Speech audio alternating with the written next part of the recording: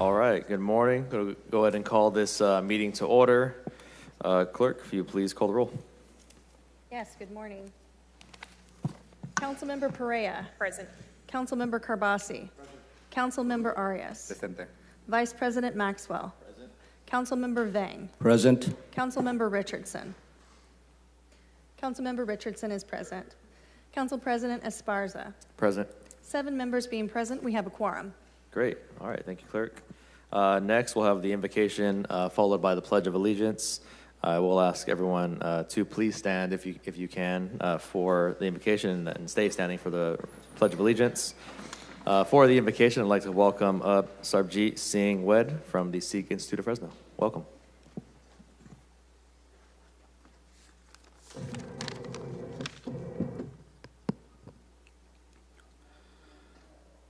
ਇੱਕ ਓਂਕਾਰ ਵਾਹਿਗੁਰੂ ਜੀ ਕੀ ਫਤਿਹ। ਸ੍ਰੀ ਭਗਉਤੀ ਜੀ ਸਹਾਇ। ਵਾਰ ਸ੍ਰੀ ਭਗਉਤੀ ਜੀ ਕੀ ਪਾਤਸ਼ਾਹੀ ਦਸਵੀਂ ਪ੍ਰਥਮ ਭਗਉਤੀ ਸਿਮਰ ਕੈ ਗੁਰੂ ਨਾਨਕ ਲਈ ਧਿਆਏ। ਫਿਰ ਅੰਗਦ ਗੁਰ ਤੇ ਅਮਰਦਾਸ ਰਾਮਦਾਸੈ ਹੋਈ ਸਹਾਏ। ਅਰਜਨ ਹਰਗੋਬਿੰਦ ਨਾਉ ਸਿਮਰਾਉ ਸ੍ਰੀ ਹਰਿ ਰਾਏ। ਸ੍ਰੀ ਹਰਿ ਕ੍ਰਿਸ਼ਨ ਧਿਆਈਐ ਜਿਸ ਡਿਠੇ ਸਭ ਦੁਖ ਜਾਏ। ਤੇਗ ਬਹਾਦਰ ਸਿਮਰੈ ਘਰ ਨਾਉ ਨਿਧ ਆਵੈ ਧਾਏ। ਸਭ ਥਾਈ ਹੋਏ ਸਹਾਏ। 10ਵਾਂ ਪਾਤਸ਼ਾਹ ਗੁਰੂ ਗੋਬਿੰਦ ਸਿੰਘ ਜੀ ਸਭ ਥਾਈ ਹੋਏ ਸਹਾਏ। 10 ਪਾਤਸ਼ਾਹੀਆਂ ਦੀ ਜੋਤ ਧੰਨ ਗੁਰੂ ਗ੍ਰੰਥ ਸਾਹਿਬ ਜੀ ਦੇ ਪਾਠ ਦੀਦਾਰ ਦਾ ਧਿਆਨ ਧਰ ਕੇ ਬੋਲੋ ਜੀ Waheguru.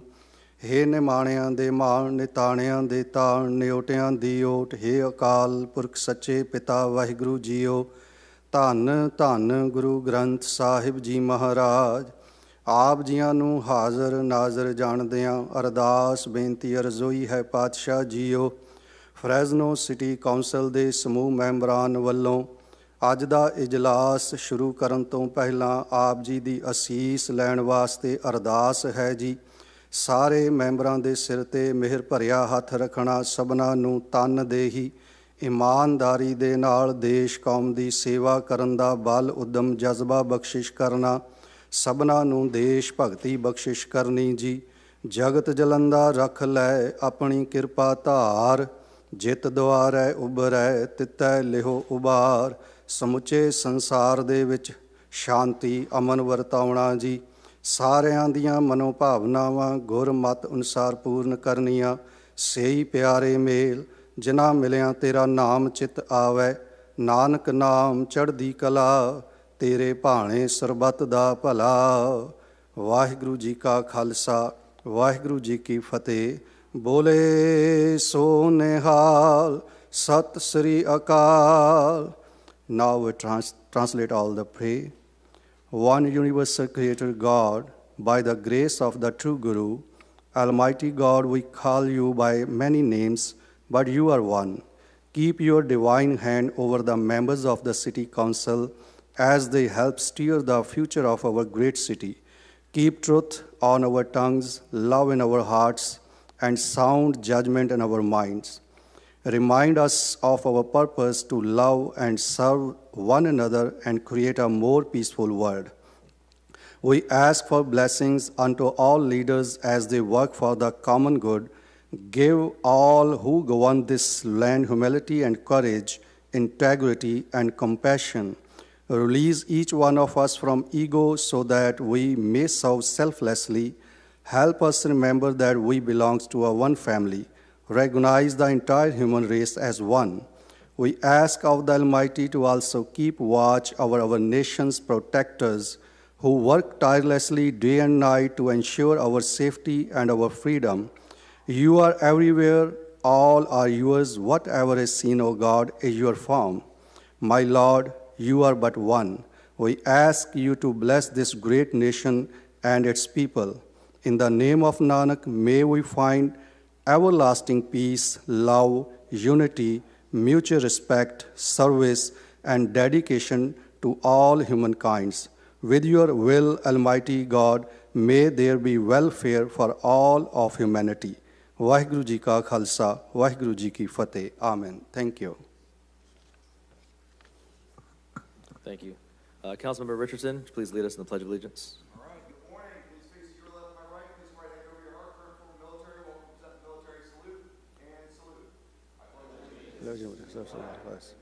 every measure of America.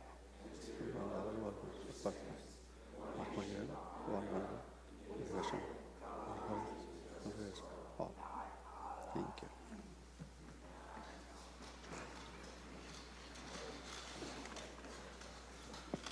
All right, that takes us over to the approval of the agenda. City Clerk, are there any changes or items removed from the agenda or any announcements? Yes. First of all, I would like to make the public aware that we do have interpreters available for today's meeting. We are providing virtual interpretation through the Wordly system in Spanish and Punjabi. We also have virtual interpreters for Hmong language as well as American Sign Language. If you need access to those interpreters, there is a QR code up front. You can also find that on our website. With regard to changes to the agenda and announcements, we do have a separately noticed special meeting today at 3:30 p.m. or thereafter for an open session item, file ID 26-816, regarding resolution establishing PRAC guidelines ad hoc committee, as well as a closed session item, file ID 26-815, regarding conference with legal counsel, existing litigation, Government Code Section 54956.9, Subdivision D, Subsection 1, City of Fresno Fire and Police Retirement System et al. V. City of Fresno Merced Superior Court Case number 25 CV-02170. With regard to items removed from the agenda, item 2V, ID 26-576, regarding approve the First Amendment to the Community Development Block Grant, CDBG, was removed with no return by Councilmember Arias. Item 5C, ID 26-757, regarding conference with legal counsel, anticipated litigation, Government Code Section 54956.9, Subdivision D, Subsection 4, one potential case, was moved to June 18th, 2026 by City Attorney Jans. With regard to items moved to contested consent for further discussion, item 2Z, ID 26-640, regarding bill for introduction, amending section 2-603 of the Fresno Municipal Code relating to the publication of legal notices citywide, was moved to contested consent by Councilmember Arias. Item 2E, ID 26-655. One moment.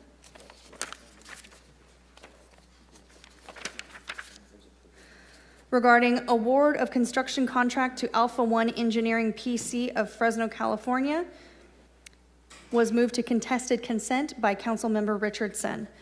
Item 2AA, ID 26-747, regarding actions pertaining to establishing entertainment zones. One, adoption of a finding that the proposed amendment is exempt from the California Environmental Quality Act, was moved to contested consent by Councilmember Richardson. Item 2BB, ID 26-741, regarding actions pertaining to the Fresno Police Department Helicopter Skywatch Unit 1, was moved to contested consent by Councilmember Richardson. This is the extent of the changes to the agenda. City Clerk, can you repeat just all the items that were moved to contested consent? Yes. Item 2Z, item 2E as in Edward, item 2AA, Apple, and item 2BB, Boy. Was that 2E or 2EE? 2E. Can you confirm 2V as in Victor not removed, or it is removed? 2V is removed from the agenda with no return date. Thank you. Okay. Council members, any additional changes? I don't see any. Councilmember Carbasi? Can you pull 2DD as in David, please? Thank you. Or contested? Or contested? Got it.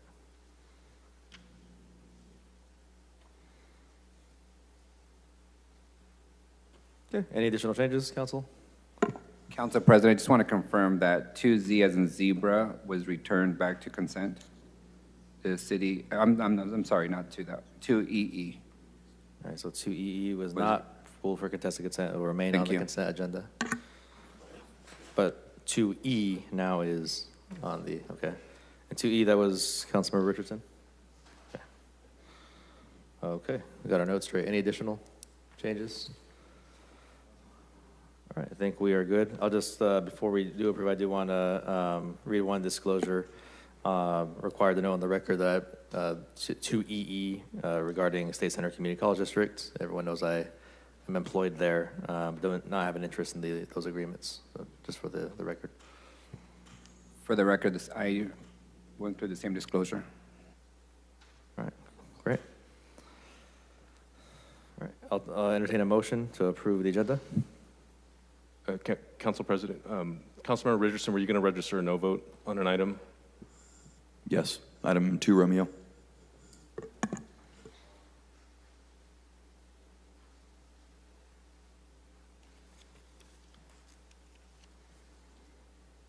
Okay. All right, I'll entertain a motion to approve. All right, we have a motion, we have a second. Any opposition to approving the agenda? All right, seeing none, agenda is approved. Great. Let's move on to our ceremonial presentations. We have a few this morning. The first one is going to be sponsored by Councilmember Carbasi, and that is a proclamation for Central High School swim and dive team.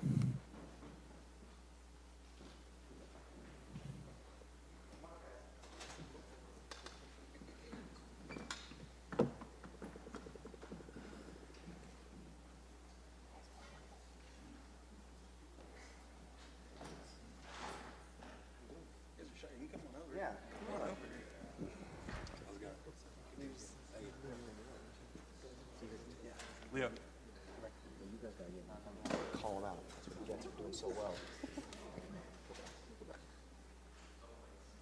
And then we have some more folks here, correct? Okay, good morning. If some of you guys want to get over on both sides, get a couple of you over there. Oh, there you go. See, they're ready to go. They're still in swim mode, game mode. Well, good morning. I'm Mike Carbasi. I have the honor of representing Northwest Fresno, which includes part of Central Unified. And I have to say, I'm very, very proud of this team of athletes we have here today. This is the first year you've had your own standalone swim and dive team. And I got to say, you kind of started setting the bar really high, and you make me look bad. I still wear my floaties in the pool, guys, so I don't know how you do it. So you captured the 2026 North Yosemite League Championship, and you were undefeated. Congratulations.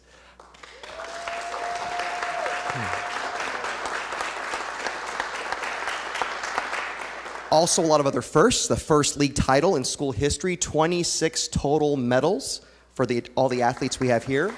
Yeah. And here we go. We're going to call you out. We got Leonardo Hernandez here. He actually got an 11 dive record. He broke the record. Congratulations.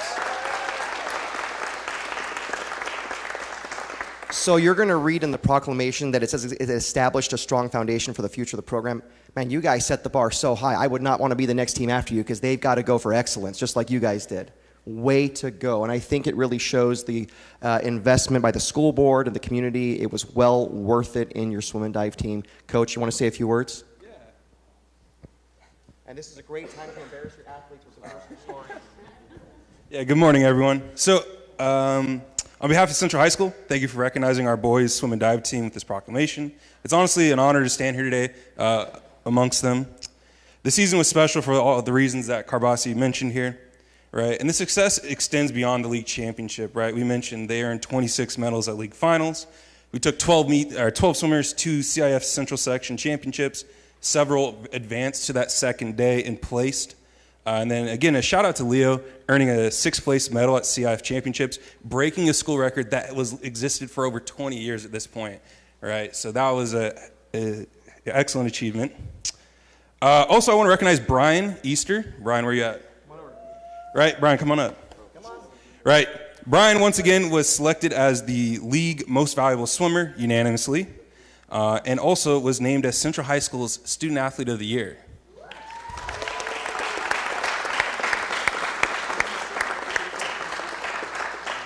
Again, we're so proud of these kids. They represent Central High School with pride, character, sportsmanship throughout the season, supporting each other, holding each other accountable, and showed what it means, what they can accomplish when a team commits itself to a shared goal. Again, thank you to the city of Fresno for recognizing these boys. They had a heck of a season.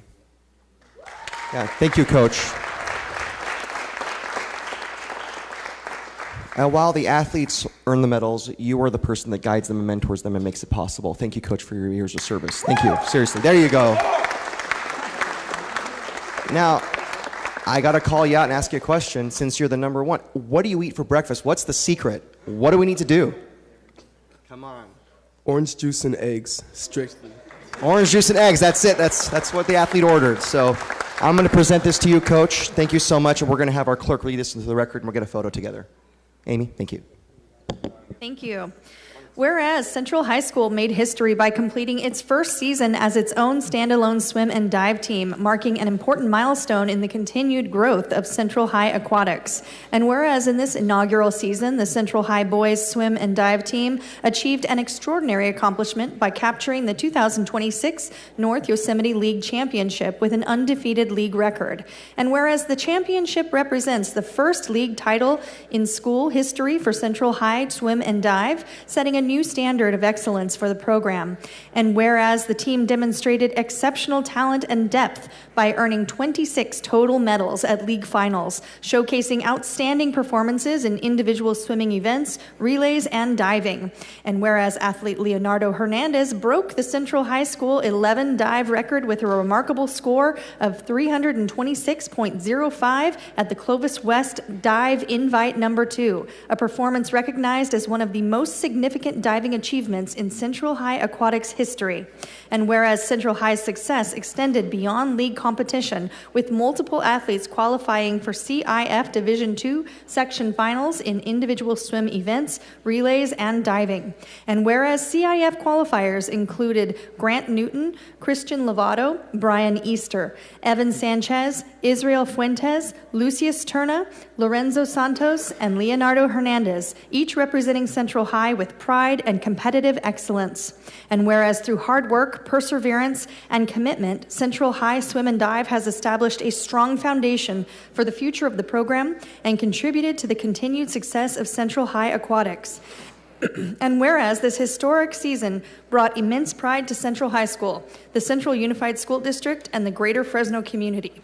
Now therefore be it resolved that we, Mayor Jerry Dyer, and the Fresno City Council hereby proclaim Central High School Swim and Dive Team Day in the city of Fresno.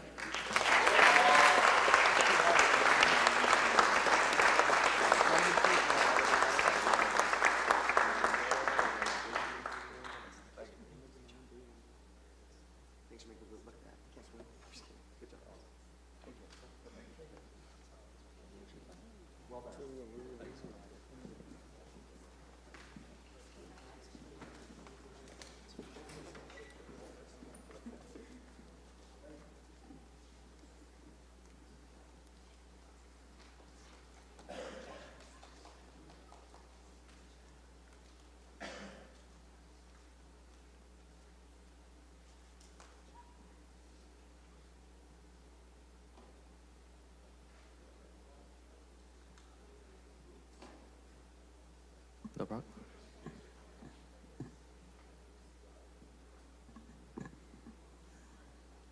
All right, let's move on to our next proclamation.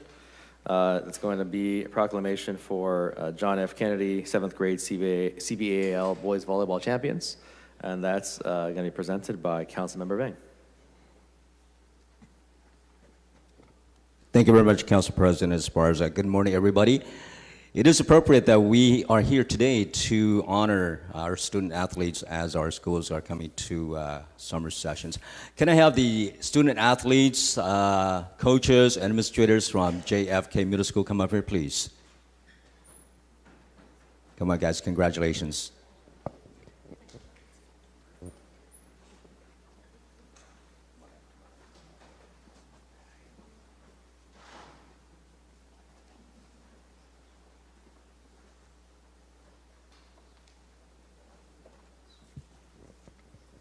A little bit of disclosure, I know some of these student athletes as they were in strollers, and so that's how I got to know them.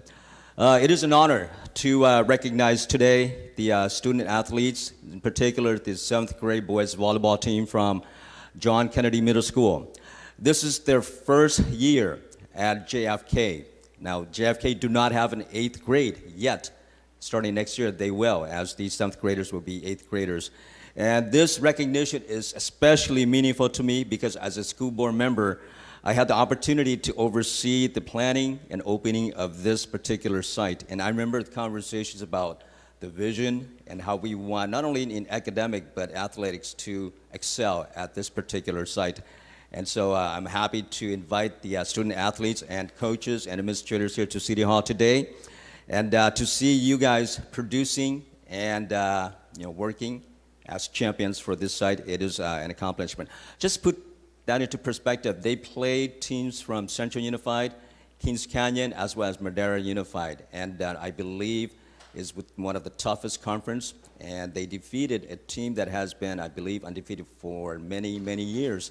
And so, congratulations to this team. I know that your hard work, your discipline, and your teamwork to help and push each other to this successful level is incredible. And they went undefeated, 18-0. 18-0, yes, give them a hand. Not only as the first year of athletics, but the first year of athletics and academics of any site. And so I believe that is an incredible feat. And I want to thank the head coach Will Va, right next to me right here, and the assistant coach Kelly Vang. The students are great. The student athletes are great, but it's the coaches that make the student athletes greater. And so thank you very much for your hard work, your dedication to our student athletes. Yes, give them a hand as well. And to the players, sports transcends life. Volleyball requires 3 touches. And so if you are a great player, you need the help of 2 other players to score a point. And so this is a team effort. It's just no one person. So this is your success in life, not only in athletics, but in academics. So congratulations to you as a team, as a winner of CVAL 2025 7th grade volleyball boys champion. Congratulations. And now I'm going to hand the mic over to Coach Va. Thank you, sir. All the hard work doesn't go unnoticed. Each and every single one of these athletes did an amazing job. Us coaches pushing them to the limits, going undefeated, and making school history. Even securing 2 tournament championships, playing against 8th grade teams where we defeated and became victorious.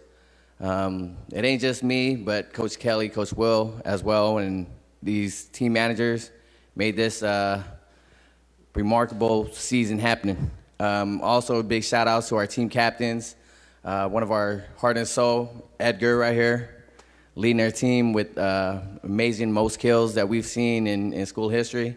Our setters, Sebastian Telemontes, and our defensive MVP, Kyle Yang. We'd like to thank you guys. And for the parents and the student athletes, I was there when you guys play your opponent, and I was there when you guys celebrated and won that championship. So a little bit of disclosure. And Mr. Vizcara? Yeah, you have something? Yes, sir. We have something for you to present as well, sir, as one of our championship shirts. Oh, I have a T-shirt. Oh, thank you very much. This is great. This is great. Thank you. And I wanted to read the last paragraph of this proclamation. Now, therefore, be it proclaimed that we, Mayor Jerry P. Dyer, and the Fresno City Council do hereby proclaim June 4th, 2026 as John F. Kennedy CVAL Champions Boys Volleyball in the city of Fresno. Congratulations, guys. Congratulations.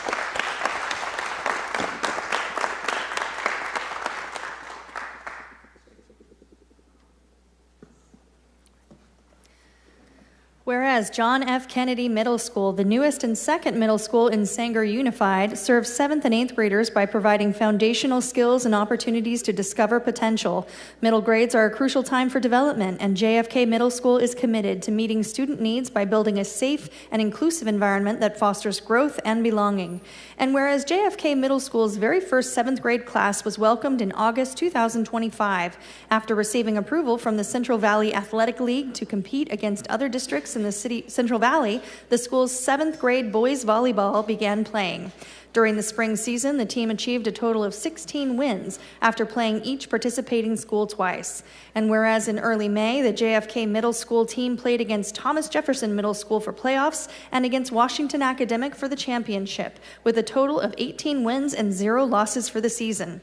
Additionally, the boys volleyball team won 2 weekend tournaments against 7th and 8th grade teams, both at the Edison Tiger Middle School Boys Volleyball Tournament and the Madera South High School Stallion Boys Volleyball Middle School Tournament. And whereas JFK Middle School's boys volleyball team has demonstrated the countless hours of hard work they put into practice, and the results of this season highlight their dedication, passion, and athletic talent. As the first 7th grade class at JFK Middle School, the team reached an incredible milestone within the school's very first year of instruction. And whereas head coach Will Vaugh and assistant coach Kelly Vang have played a vital role in the success of the JFK Middle School boys volleyball team through their leadership, mentorship, and dedication to student-athlete development. Coach Vaugh has also served as head coach for the school's football and girls basketball teams, while Coach Vang served as head coach for the girls volleyball team. Together, their commitment to excellence, teamwork, and supporting students both on and off the court has made a meaningful impact on the school community. And whereas JFK Middle School and the 7th grade boys volleyball team have brought immense pride to students and families of the city of Fresno and Central Valley through their remarkable achievements, their hard work, determination, and commitment to excellence serve as an outstanding example and inspiration for future classes and generations in the city of Fresno. Now, therefore, be it proclaimed that we, Mayor Jerry P. Dyer, and the Fresno City Council do hereby proclaim June 4th, 2026 as John F. Kennedy C-Val Champions Boys Volleyball in the city of Fresno.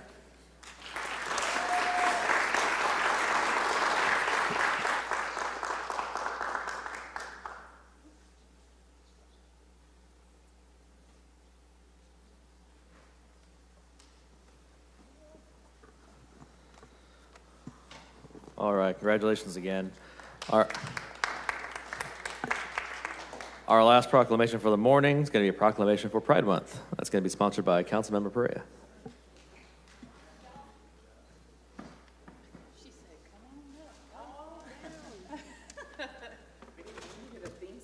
I know, right?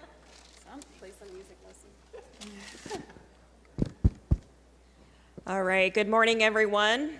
It is my honor to once again acknowledge that we have now entered the Pride Month, and I am joined here today with Lady Diana from Casita Feliz, Javier from Rainbow Pride Coalition, Tracy Cisneros from P-Flag, and which one? Sorry, Fresno Rainbow Pride. Fresno Rainbow Pride. It's all good. P-Flag is just as important. P-Flag is great. Yep. And Socorro Santillan from Planned Parenthood. And as we enter Pride Month, this is our opportunity to reaffirm our city's commitment to equality and inclusion for all. And being the first out council member, it's been my mission the last few years to ensure that we are investing historical amounts of dollars into communities that historically do not receive the funding that they should from their city. And on top of that, we are seeing devastating cuts from the federal government to many of these organizations. And so I do look forward to our budget process coming up, because it's our duty to ensure that our budget reflects our community's greatest needs. And so the reason we have these folks here today is because they are doing the good work on the ground to ensure that we are increasing not just visibility, but offering services, critical services, in areas that are seeing a lot of these funding cuts. And so before I pass off the mic, I want to just invite everyone to our City of Fresno Pride flag raising ceremony this Friday at 10 a.m. tomorrow. And I hear that we will have rainbow pan dulce there. So something to bring you if you weren't going to come already. Socorro, I'm going to give you the mic first. Thank you, Councilmember Perea. So I definitely want to thank Councilmember Perea and the other council members for their support. I work with many city councils throughout the Central Valley, and you know, it's not every city that's willing to step up and be brave and support all their community members, including their LGBTQ community. And that's really unfortunate. And it's so for us who are part of that community, it's really important for us to be here and receive this, because we don't take it too lightly, that this is something that is being provided to the community. We understand that it's not always the most supportive, the most popular decision to be made. And so thank you, council members, because it means the world to your community members to know that you are willing to step up forward for them.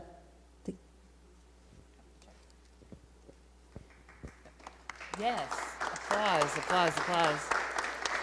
Good morning, everybody. Goodness, my brain is tired. It's been a long week. Pride on Saturday. I hope you're all coming because I'm exhausted. Good morning. Good morning to our city council members. Good morning, Councilmember Perea. My name is Tracy Cisneros. My pronouns are she, her, and I am the volunteer coordinator for Fresno Rainbow Pride. I am also a proud ally to the LGBTQ community here in Fresno and a proud mom to many other members of that same community. So on behalf of Fresno Rainbow Pride and on behalf of allies like myself, I want to thank the council for approving this proclamation today, but I also want to extend a special thank you to Councilmember Annalisa Perea for bringing this forward and for continuing to champion the visibility and importance of allyship in Fresno. That Councilmember Perea serves as a powerful example for our young queer girls of color. Through her leadership, authenticity, and service, she demonstrates what is possible when you embrace who you are and pursue your goals without compromise. Of course. And so thank you all for your allyship, your leadership. It matters. It has impact not just today, but to the future of Fresno. So thank you again. Yes. I'm Lady Diane. I'm the founder and chief executive officer of one of the newest LGBT organizations in Fresno called Casita Feliz, Latina LGBTQ Plus Center here in Fresno. We were established 3 years ago this month. And I came back from Fresno after living in Los Angeles, New York, Oakland, and Mexico City was my last location. And I moved here back 2.5 years ago, trying to fulfill a 25-year-long dream of creating a happy little home for the next generations of Fresno who identify as brown and who identify as queer. Because sometimes in our brown communities, whether we're Mexicans, Salvadorians, Guatemalans, we can't be as queer as we want to be. They tell us, bring down your joteria, bring down your queerness. And sometimes when we're in our queer spaces, our brown skin, they said, don't be so brown, quita el nopal del frente. And at Casita Feliz, we say no to all of that. We want people to come here to Casita Feliz fully embraced, fully liberated, and full of joy and say, we see you, we celebrate you, we hear you, and you can be as authentic, as brown as you want to be, and as queer as you want to be. And so thank you, Annalisa Perea, and the amazing council members who have supported us over the years. This is not just a month-long celebration of who we are. We came from a moment of galvanizing, fighting back police brutality back in the 1960s. And so we know that we're going to have a parade and a festival when it's all fun and glamorous at times, but we have to remember the history that our gay liberation movement happened as a riot, fighting the oppression and fighting the control. And so I wanted you to remember that every person within the LGBT spectrum needs that visibility, needs that representation, and more than anything, we need the city support. And so thank you. We are homeowners. When I moved back to Fresno 2.5 years ago, I wanted a commercial building in the tower. And once they found out that I was trans and that I was going to open an LGBT center, they denied my bid. And so I said, screw it. I'm going to buy my retirement home, which I did near Palm and Clinton. And I opened up my sala, my living room, my kitchen, and my backyard to the community. Nelson Esparza actually was there for our first inaugural event for Dia de los Muertos, where we raised over $10,000.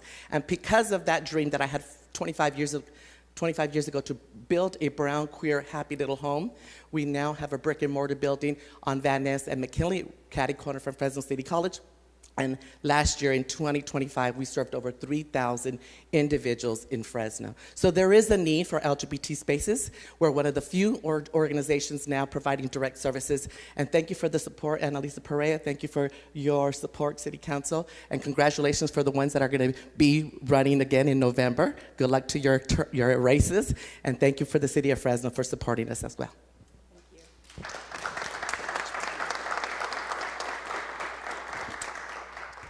All right, so with my friends and allies by my side, and I do want to say that this proclamation is signed by all 7 council members, which, as we know, is it doesn't always happen. Yeah, so thank you all for your support in this.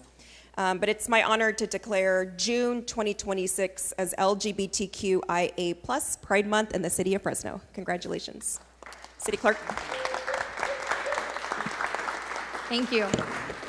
Whereas the City of Fresno proclaims June 2026 as LGBTQIA+ Pride Month, a time to celebrate the strength, diversity, and resilience of the lesbian, gay, bisexual, transgender, queer, intersex, asexual, and allied communities.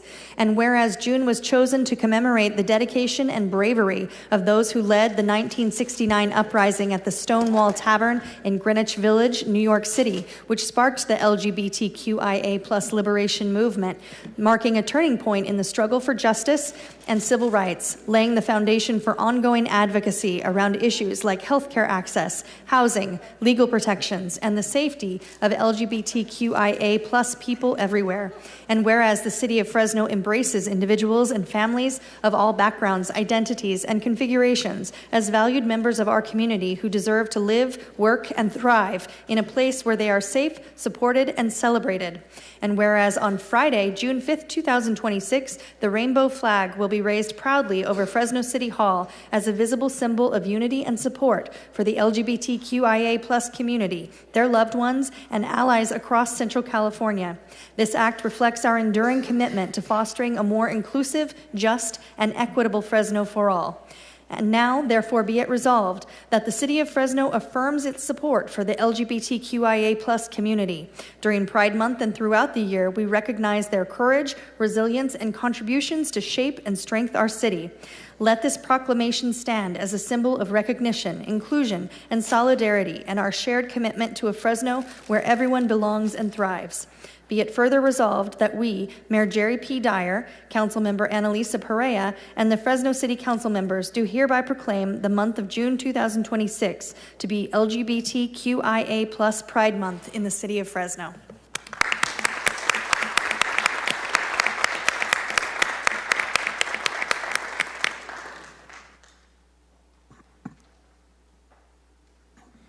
All right, fantastic. Next item on our agenda is going to be councilmember reports and comments. We'll start with Councilmember Perea. Thank you, Council President. Just a couple updates. Want to thank everyone who took the time to come out to one of our Movies in the Park events that we had at Trolley Park. We saw quite the crowd come every Friday night. So follow us on social media if you don't already, and that's where we will be posting future Movies in the Park events throughout the summer. And then lastly, just want to invite everyone, we are raising the pride flag in front of Fresno City Hall tomorrow morning at 10 a.m. Thank you, Council President. All right. Councilmember Carbasi. Thank you, Mr. President. Very brief, I just wanted to thank the Parks Department, Director Aguirre. I want to thank Capital Projects. Last night, we had a community meeting at Herndon Barstow Elementary. Really great turnout. One of the things we've talked about for years is the importance of more park space west of west of Highway 99 in those communities, which includes District 2. We do have the West Area Plan this council approved after many years of delays. We're really proud of that plan. It's going to open up growth, but this park we're talking about is a 1-acre parcel. It wasn't part of the plan. It's something we were able to secure about 2 years ago in a purchase from DeYoung Properties. They were really great to work with, and now we're going to build at the corner of Veterans and Barstow, a park, but the design is really up in the air. It's very important to be community driven. So we kind of started with a little idea, and I think some of the residents were surprised. We wanted their input, but it's their park, it's their money, and they're going to have to be the ones that hopefully support it when they walk to it from their homes. It's of course publicly accessible to everyone, and they had some features I didn't even think about. I was very surprised, but that's the whole point of these sessions. So looking forward to the work of the design team for the next design, and just really appreciate the residents for showing up in much higher numbers than I expected. So thank you to all the residents and our city staff, and looking forward to what happens in the future. Thanks very much, Mr. President. All right, great. Councilmember Arias. Thank you, Council President. A couple of updates. This week, we also start kicking off movies at the parks, starting at Broadway Parque, which will happen tomorrow. I think it's Lilo and Stitch is the movie, as well as Frank H. Park and Dickey Playground. They will be showing Shrek and Monsters, Inc. So appreciate the Parks Department giving our youth something to do on these hot summer nights, and I'm looking forward to also seeing some food vendors providing some service to these families that are using our parks. A quick update for the residents who, on a weekly basis, request for an update on the shelters at Roding Park. That improvements and repairs begin this week, and we're hopeful that they'll be done, be completed by July, so families can utilize them. I know they're highly utilized by some of the advocates to provide services to the unhoused community at Roding Park. So staff is working on it, and we should be able to make some progress. Lastly, congratulations to my colleagues who were on the ballot in this primary. Best of luck as you go into November. And last item, City Manager, given that it's Pride Month, what's the process for us to get the water tower colors for Pride up, maybe for Saturday in recognition of Pride Parade? You said on the water tower? Yeah. I can talk with facilities about getting the programming done. I know we're doing it for the 250th anniversary, which is very cool, but I think it just having needs it for to Saturday. be a request, and so we'll have to make sure the programming is not as simple as it may appear, but we'll get them working on the options for the colors. I know we can only, well, I think we can only do 3 colors, but I'll confirm that. If it's possible, it'd be great for Saturday. If it is only 3 colors, what do we do? I'll leave it up to my colleague, Ms. Perea, to give you direction on Okay, what rainbow and maybe colors we to can do a use. rolling. I'll see what the options are, and maybe I'll touch bases with Councilmember Perea. Mrs. We'll Perea. figure out what our My options apologies. are. Okay, thank you. Thank you, City Manager and Mrs. Perea. Council Vice President? You got anything? Council Vice President? No? Councilmember Vang? Thank you very much, Council President. I recently had an opportunity to meet with the business owners and operators along Kings Canyon Road and Ventura Avenue to discuss their experiences with the street renaming and how this impacts their businesses. I appreciate those who attended and those who share their concerns with me and my staff, and I look forward with working this council and administration to help make improvements as we move forward. I am very happy to share that PetSmart is officially open at the Venture Creek Shopping Center. Residents in District 5 now have access to the largest pet grooming area in Fresno, and pet owners no longer have to travel across town 5-10 miles to get these services. And this is another example of the improvements and the growing services in District 5. And I want to thank my colleagues from D3 for mentioning about the election. I'll leave it at that. That's all I have, Council President. Thank you. Great. Councilmember Richardson? Yeah, good morning. It is a beautiful day in District 6. This is the first time we've been back here since our Fit Fest at the end of May. So thank you to everybody who came out. It was a great opportunity for the community to go do something that is free and try foods and stores and, you know, get information about their health and come try something just to invest in themselves, look out for their bodies, their minds, their spirits. That didn't cost anybody anything. Start instilling in kids good habits like taking care of yourself, eating properly, getting out, being social, staying active. It was even bigger than it was last year, so thank you to the city and everybody who came out to join us at Fit Fest. Congrats to the Fresno Chamber of Commerce Junior Board, who invited me to speak at their graduation. That was great. A lot of promising young leaders who eventually will come replace us on this dais. And then we had a couple new residents up in District 6. One, congratulations to Annika and her family, who for privacy, I won't go into much more than that. And then the second one, Bernard, do we have that picture? We also got another constituent up in District 6. I believe he votes Republican. On May 17th, we were greeted with Theodore Thomas Richardson, Teddy, who also came to join us here. This is inappropriate. Other picture, please. There we go. Thanks. Little gentleman who came to join us. So District 6 is a little bit brighter now that we got that guy there. So outside of that, that's all we have comments-wise for District 6. Thanks.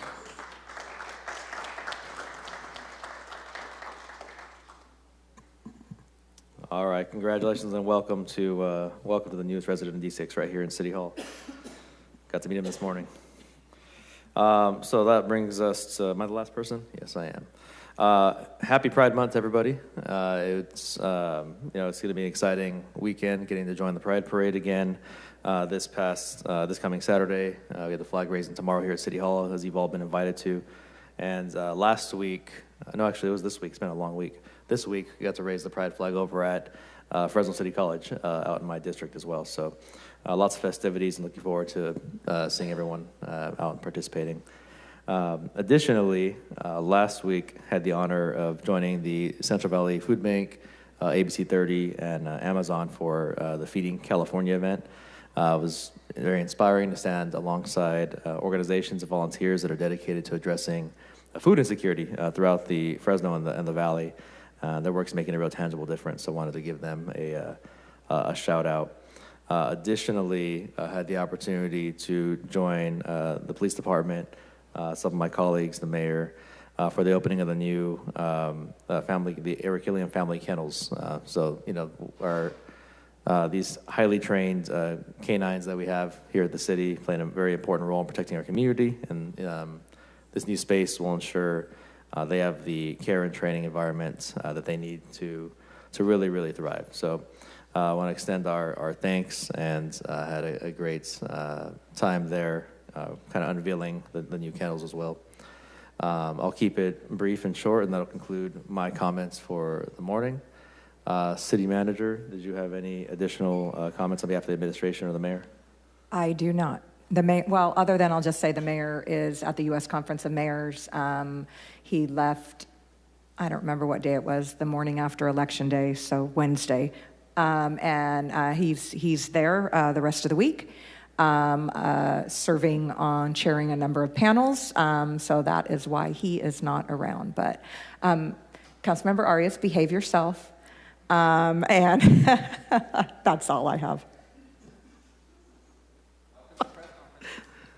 All right, so we have one timed item, but it's not quite 10 o'clock yet. So we're going to go into the consent calendar. We're going to take some public comments. I do have some yellow cards. This time we're going to do public comments for any contested consent item, regular consent item, or closed session. So if you would like to speak on anything on the consent agenda or anything on the closed session agenda, please fill out a yellow card and bring it on up here. I do have a few so far. I'll go ahead and call up Elliot Balch. So again, while we're doing these speakers, if there's any additional comment on consent or closed session, please fill out a yellow card. Thank you. All right, good morning, and thank you, Council President and members. Elliot Balch with the Downtown Fresno Partnership. Pleased to be with you this morning and to speak about item 2AA, the Entertainment Zone Ordinance. This ordinance has history to it, legislative history to start. The idea began in San Francisco. There was legislation to allow this idea there. It was successful, and then there was legislation in 2024 to allow cities and counties statewide to adopt entertainment zone ordinances. Since that point, our research has shown that even just in San Francisco, there are 21 districts that are either established or in process, and dozens more statewide. Our brewery district businesses saw the legislation, saw the opportunity, and said, we think it could happen here. And so that prompted us to bring some folks together, both those businesses as well as partners at the city, police, alcoholic beverage control, to form a recommendation for how this tool that's provided by the state law could be implemented here in a good way. And what that means is that during permitted special events, and not generally, but during permitted special events, and not every special event, but only those that get designated as entertainment zone events. The way, if there's going to be alcohol in the street, that alcohol can be served by businesses that have liquor licenses along the edges of the designated zone. Of course, we already have events that have alcohol in the street sometimes. So in those cases, there's a one-day license and the alcohol is served in the street. In this case, what it means is that liquor licensed businesses that have year-round licenses and experience, and really their whole livelihoods are at stake in terms of the proper serving of alcohol, are those that are doing it. So we think that's an inherent safety measure. We're excited about that, as well as the labeling of the cups that help trace back exactly where drinks come from, the clear signage and boundaries that ensure that drinks don't come in from outside or leave the area.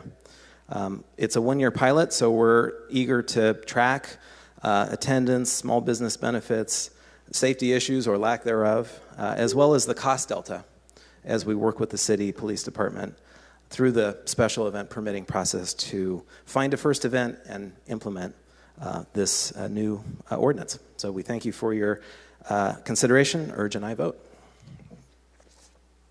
All right, thank you. We are at 10 a.m., so I'm going to briefly interject here within this public comment, and we have a 10 a.m. Also public comment. Is Mary Padilla present? Mary, you're with us? She is.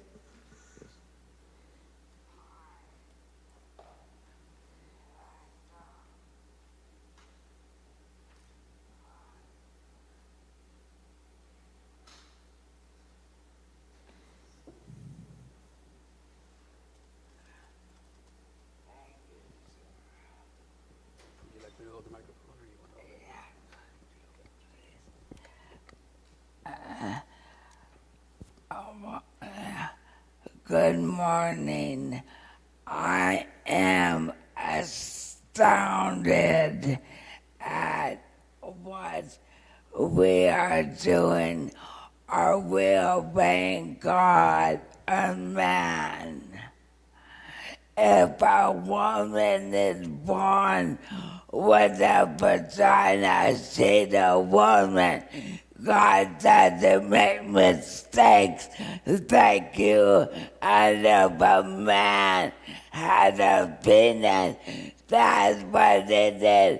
God made man and woman, not woman and woman. We have our morals, and that is gone. That is said, in God we trust. What God are you guys trusting in? And do that someone from another country come and say, pledge allegiance.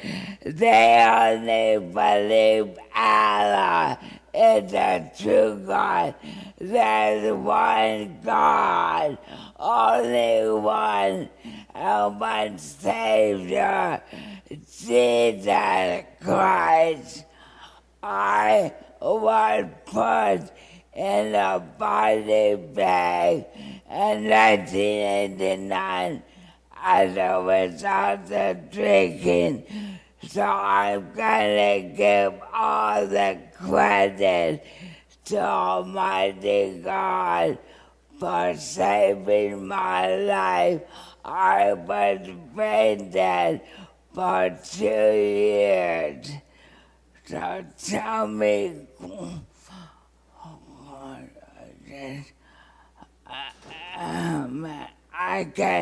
you guys need to change let God, who disabled to us, let Him change our thinking and our morals. Thank you.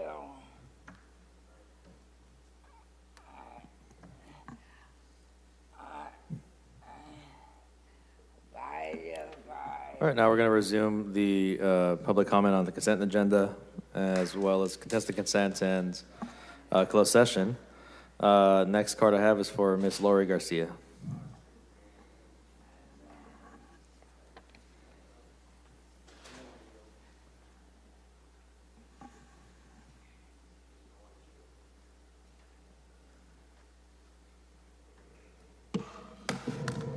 Oh, thank you so much. That's fine.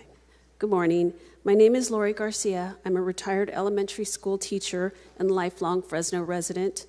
When I was 7 years old, my 16-year-old brother was killed in a driving-related accident, which tragically and profoundly altered my family's life.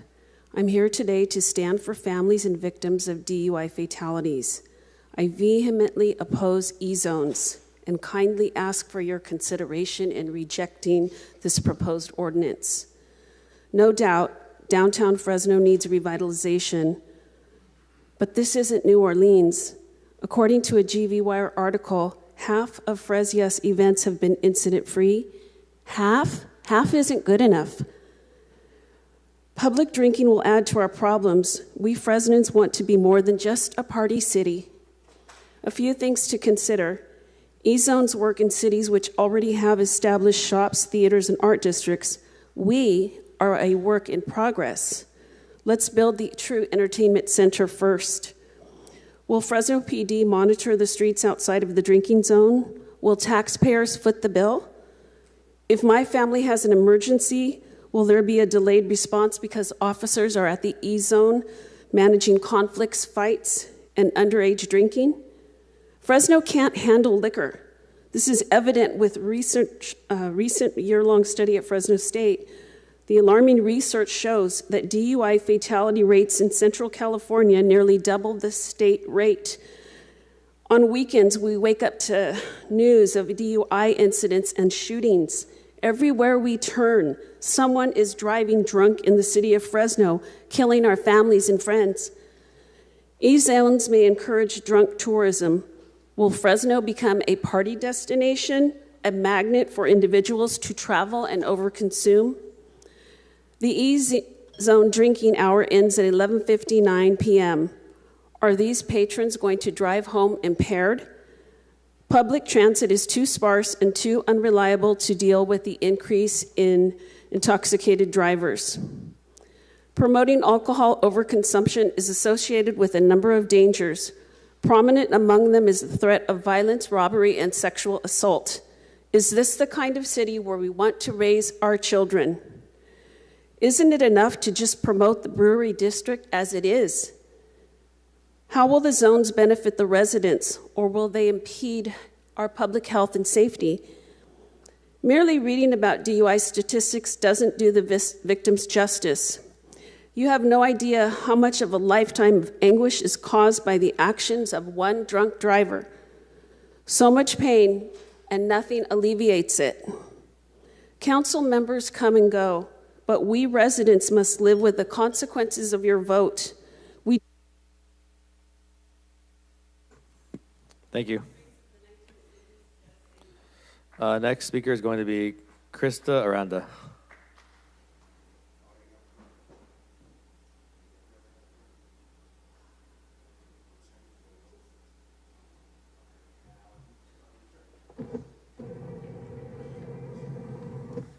Thank you. I oppose the entertainment zone for the fact that the area has seemed to have an uptick in crime, and I'm afraid that adding more alcohol to the area will create more incidents.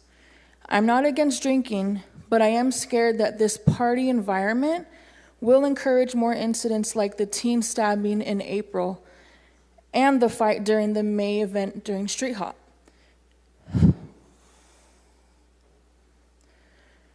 I'm also very saddened by the fact that this event used to center artists and it's now become an outside party zone for teenagers to hang out at. No matter what age you are, you're allowed to attend. I would love to see a culture in downtown that is focused on a more family-friendly environment where everyone can feel safe attending.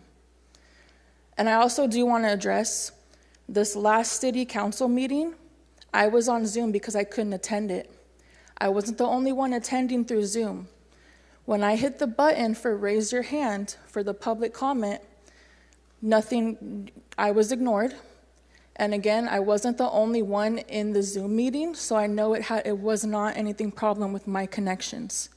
So going forward, can we please allow people that are attending the Zoom meetings that can't be here in person to have their time to speak to the public about their concerns within our city? Thank you. All right, our next speaker is going to be Jamar Woodward.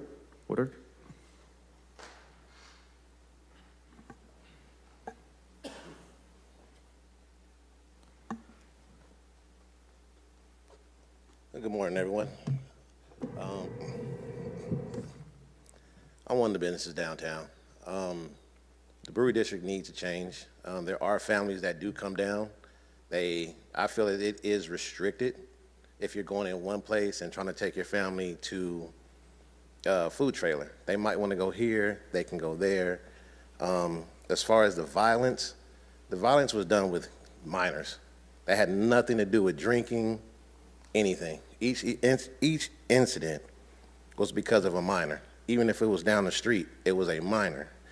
All these incidents, there was no alcohol involved. I'm for it, I'm in favor for it. Thank you. All right, next speaker is going to be Joseph Soleno.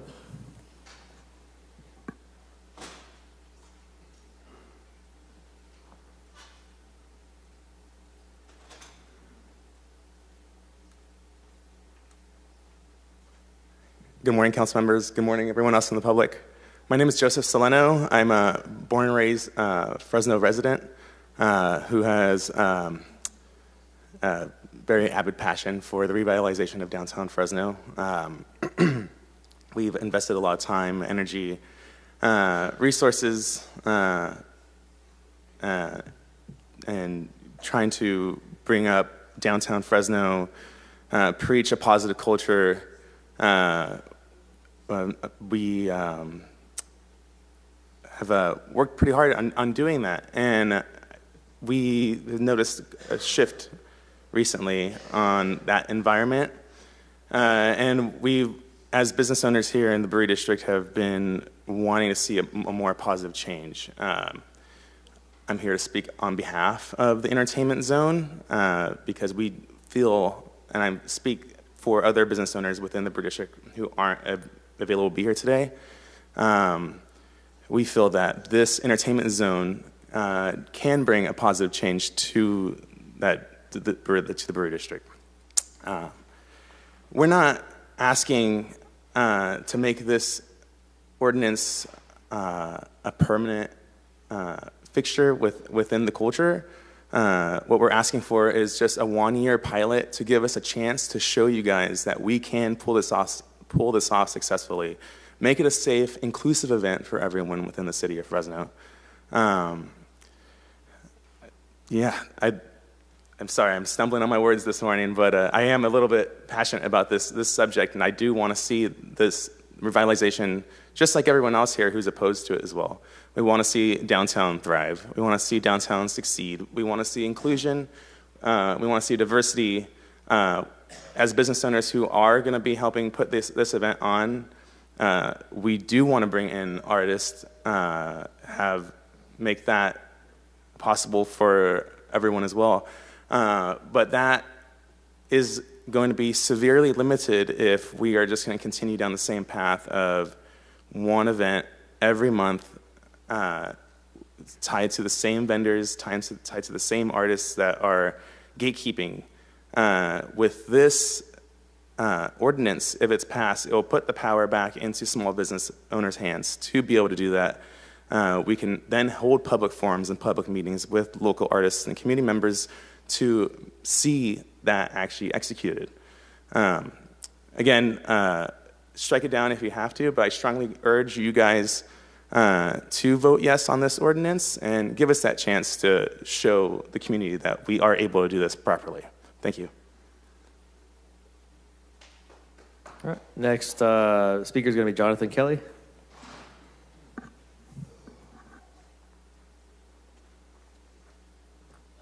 My name is Jonathan Kelly. I'm without a doubt one of the leading security consultants in entertainment in Fresno. I without a doubt have closed down downtown and have an understanding of what drinking in the streets entails.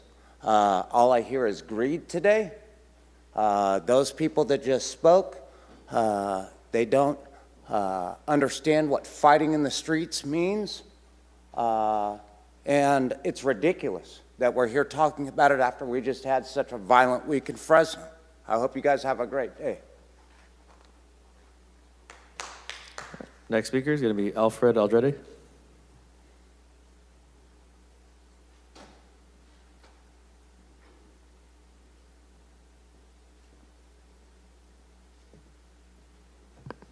Good morning, Council. Thank you for having me once again to speak. In light of it being Pride Month, I'd like to start with reminding everybody that inclusion is not indoctrination. We do have some elected officials here in the city of Fresno who need to be reminded of that, unfortunately. And I will tie that into my comment, which is going to be in opposition of the entertainment zone. Including everyone, I think, is super important, and just as the local artist behind me had just spoken, I think involving and recentering a lot of these events that are in the downtown area around local artists and vendors and small businesses is really the way to go for bringing that financial power back to downtown Fresno and keeping it thriving, right? These entertainment zones, I think we've already spoken on the violence and the rate of alcohol and what it has contributed to a negative effect on Fresno. Fresno being having the title, the dubious title of the drunkest city in America has not really, I think, done a positive factor for us, and by concentrating our finances, our events and stuff like that, like I said, around local artists and vendors and small businesses are a great way to kind of turn that back around and to lower the crime rate. Even though the Downtown Fresno Partnership speaks on this really having a positive effect to small businesses, it's only really has that effect on a few. And I spoke last time on how the special cups that you're supposed to be buying from these small businesses so you can go around and drink in the public only are going to be released at a certain few businesses, so that leaves the rest of these small businesses in the downtown area just kind of on the outside looking in. So in light of the violence, in light of the fact that, like I said, a lot of local artists and vendors and small businesses have kind of had the lights dimmed on them on a lot of these events that have been happening in the downtown area, a great way to just turn this all back around and give include everyone, local artists, small businesses, vendors, and stuff like that would be opposing this and recentering and refocusing everything that the city can around local artists, vendors, and small businesses. So thank you for your time. All right, thank you. Next speaker I have is Henry.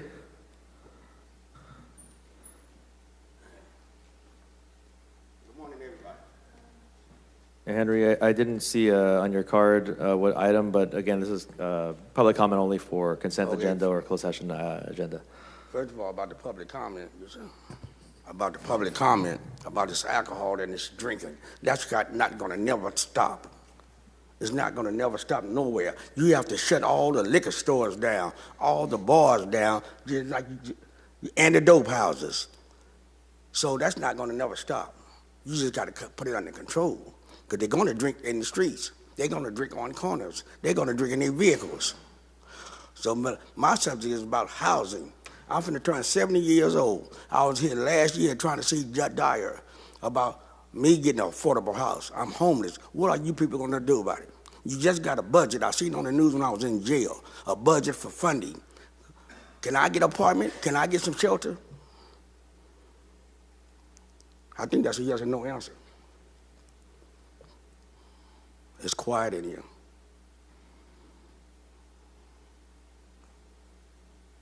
What time this place closes? I can stand here. I'm homeless. I ain't got nowhere to go. There's an officer back there. I ain't scared of jail. I'm asking for some help. So this is your opportunity to address us. We don't typically respond, but we're here to listen. Okay, can I get some help? I'm asking.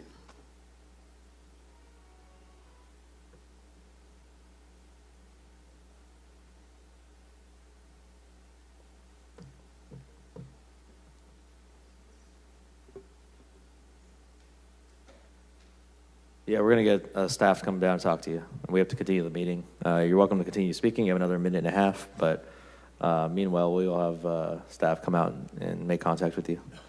Okay. He's on his way. Phil Sky's on his way down. Great, yeah. All right, thank you. All right, is there any additional, I don't have any more cards, any additional public comments, consents, contested consents, closed session? All right, welcome. It's actually a pretty good segue because I am addressing 2PQ, I think it's O, not Q, STUNY. There's quite a bit regarding shelter and housing, which is good to see, and very grateful for that we have 2Q or O regarding the affordable housing on Ventura. Even as we face cuts by a federal administration that does not prioritize shelter and we continue to work on efforts, we need our council to do whatever possible to continue shelters throughout the city, and that we ensure that they have the time to identify housing when they're in the shelters and ensure that they're treated with dignity. I appreciate the continued funding for 2P for Marjorie Mason Center as we anticipate an increase of need.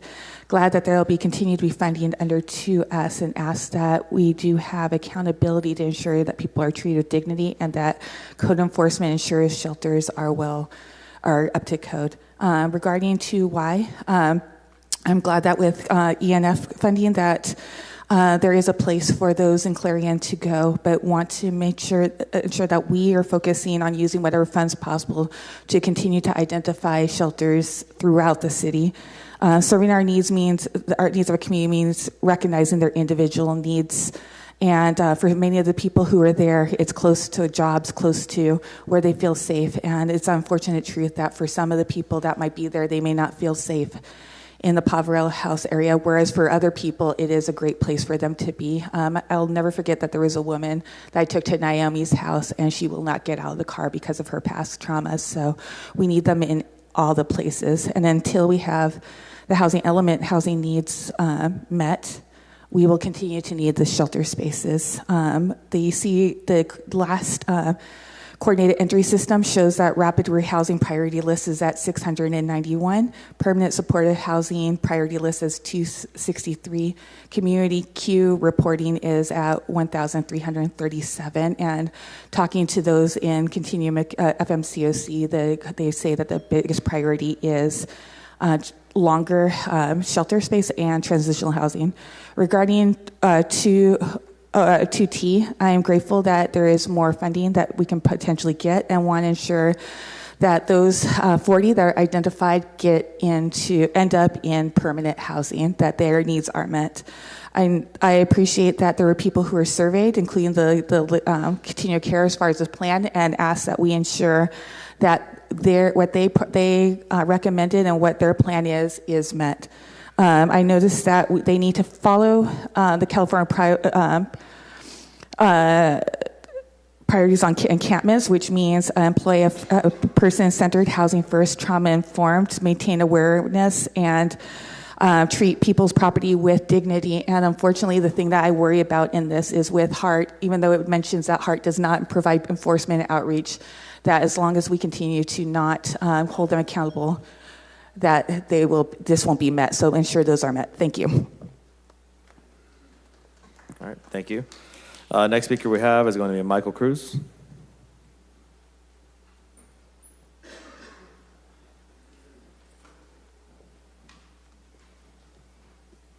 Hello, my name is Mike Cruz. I'm president of Tioga Sequoia Brewing Company. I'm here to show our support of the entertainment zone, along with about a half a dozen or dozen businesses surrounding businesses and stakeholders surrounding the brewery district. We wouldn't be doing it if we didn't have the support of the other businesses and everyone wanting this as a future tool to use to create an experience in downtown Fresno. And we also wouldn't be doing this if we felt that there was an extreme concern for safety or any other public concerns with that's been coming up. And I just want to voice our support. And I'll also, for anyone here that's still around that has any concerns that want to speak to me, I'll be hanging out for the next half hour or so to have some discourse on that. But that's it. Thank you. All right, next speaker is going to be Joseph Rodriguez.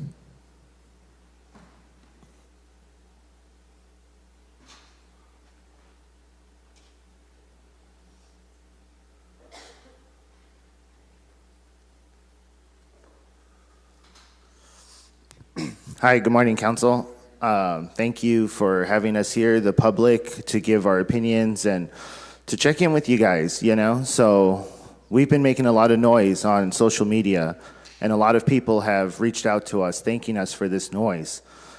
So I know there's a lot of maybe of the business owners that are here, maybe some property owners I don't know about. But when we're talking about this easy zone, for us, we talk about it from the community standpoint. So we're not business owners downtown, we're artists.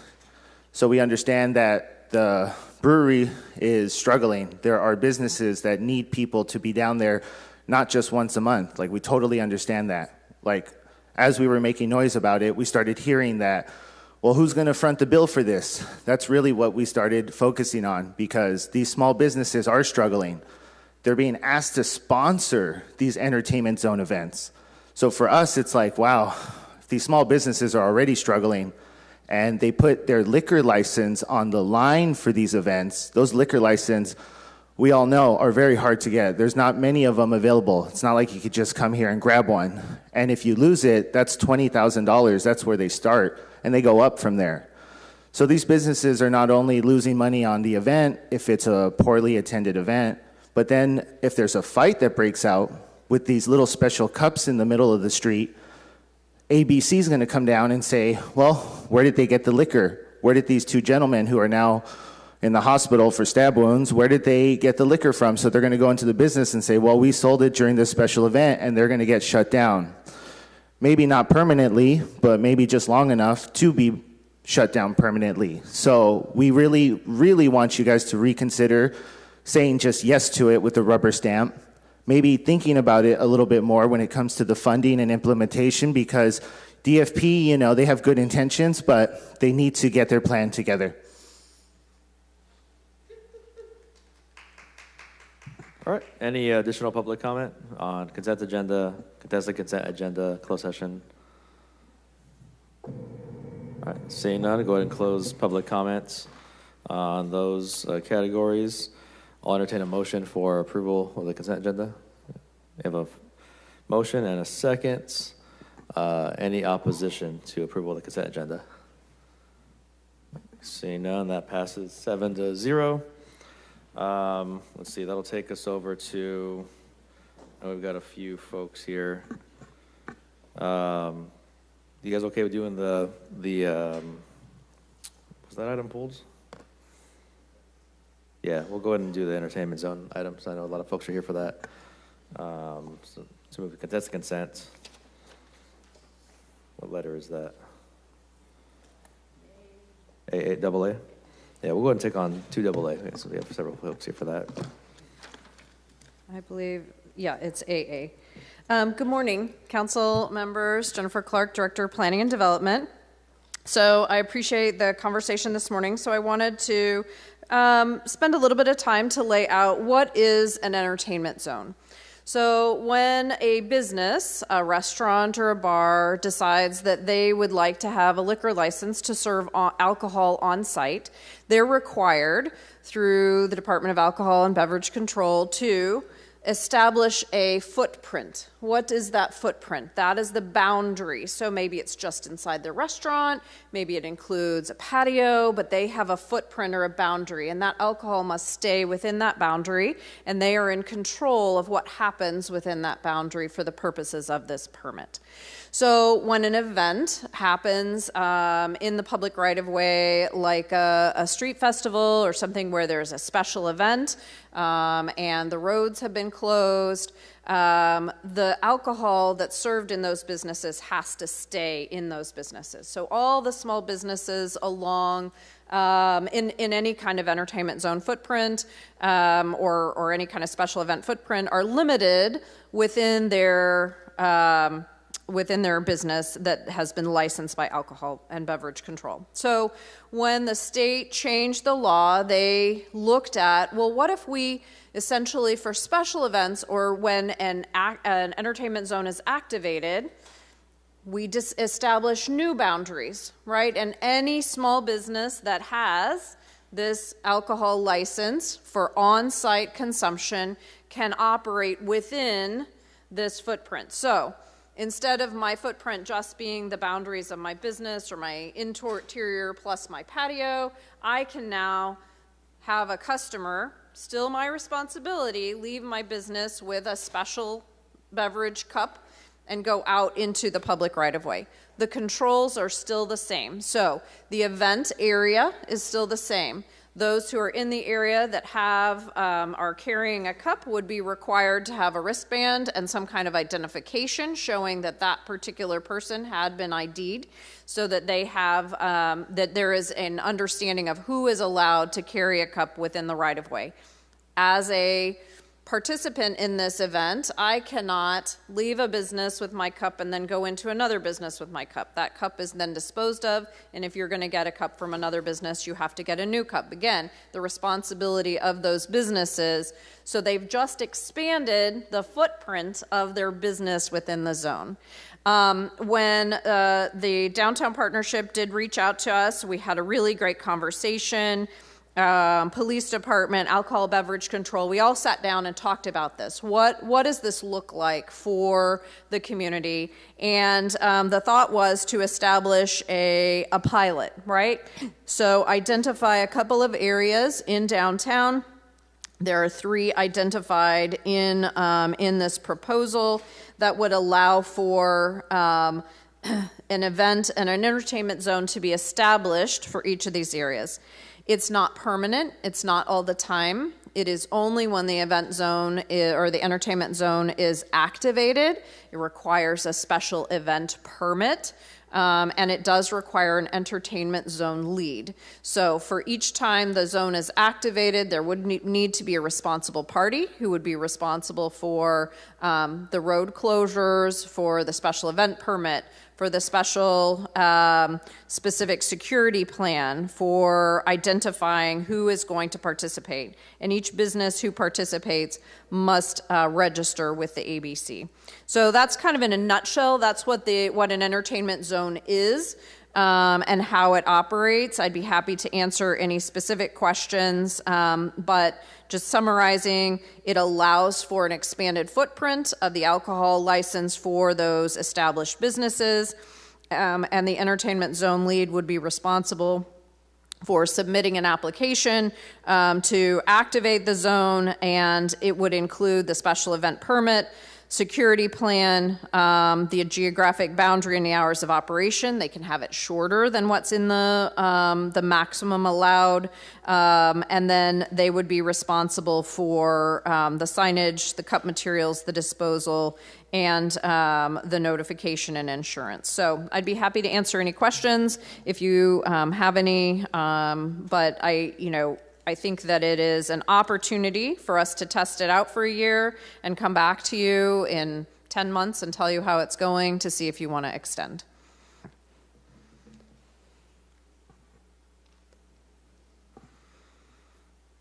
Councilmember Richardson, think you pulled this? I did. Director Clark, thank you for being here. So up front, this is not my district. This was not my project. This is not my agenda item. So I'm obviously going to take very heavily the comments and consideration and opinions of my colleagues who do represent that part of the city. But I still wanted to kind of be part of a backstop, right, and ask some of the questions and address some of the concerns that the public brought up. I wouldn't say I'm necessarily going to fight for this or opposed to it, but I want to make sure that enough of the information regarding the entertainment zones comes out and it's available to the public and to us. So a couple things here. If there are businesses along this strip in the entertainment zone, so you've got business A, B, C, D, E, I own business C.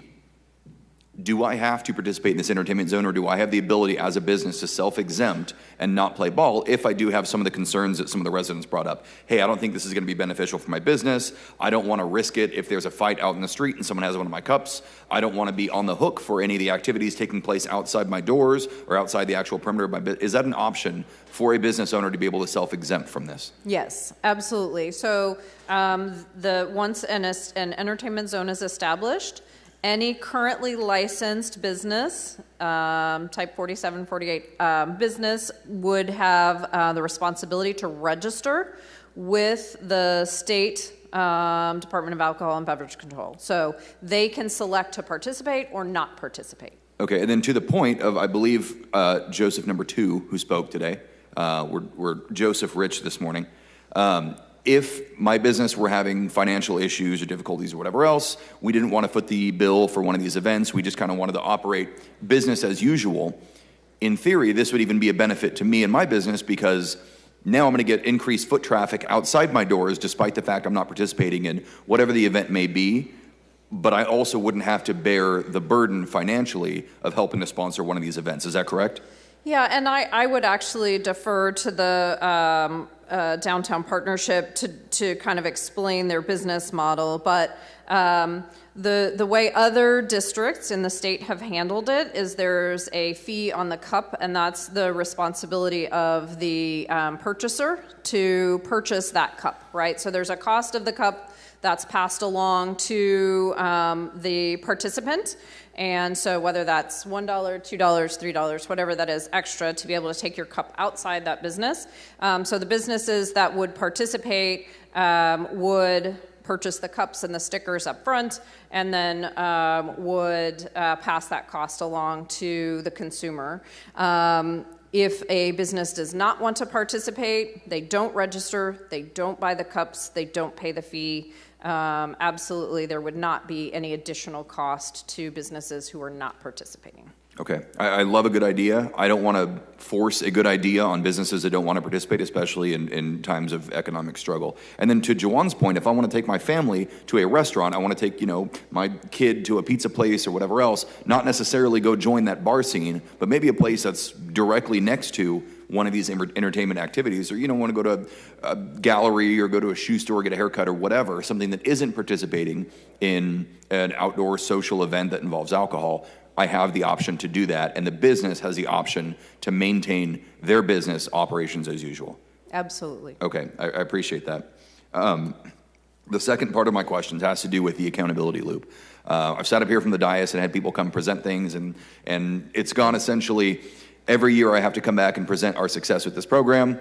It sucks. The program is bad, but we're still in a contract, so there's nothing in our contract to make us do anything about fixing it. I don't like that. So when we mentioned a pilot program, I'm a little biased. I love pilot programs, but I want to make sure that we get the information out there about the moratorium. What is the actual date this will go into effect? What is the actual date that we're going to be sitting in this chamber having the conversation, analyzing the effectiveness of this? What does that feedback loop look like? What are the metrics? And you don't have to answer this all at once. Just, Elliot, I know I kind of conveyed some of these to you earlier.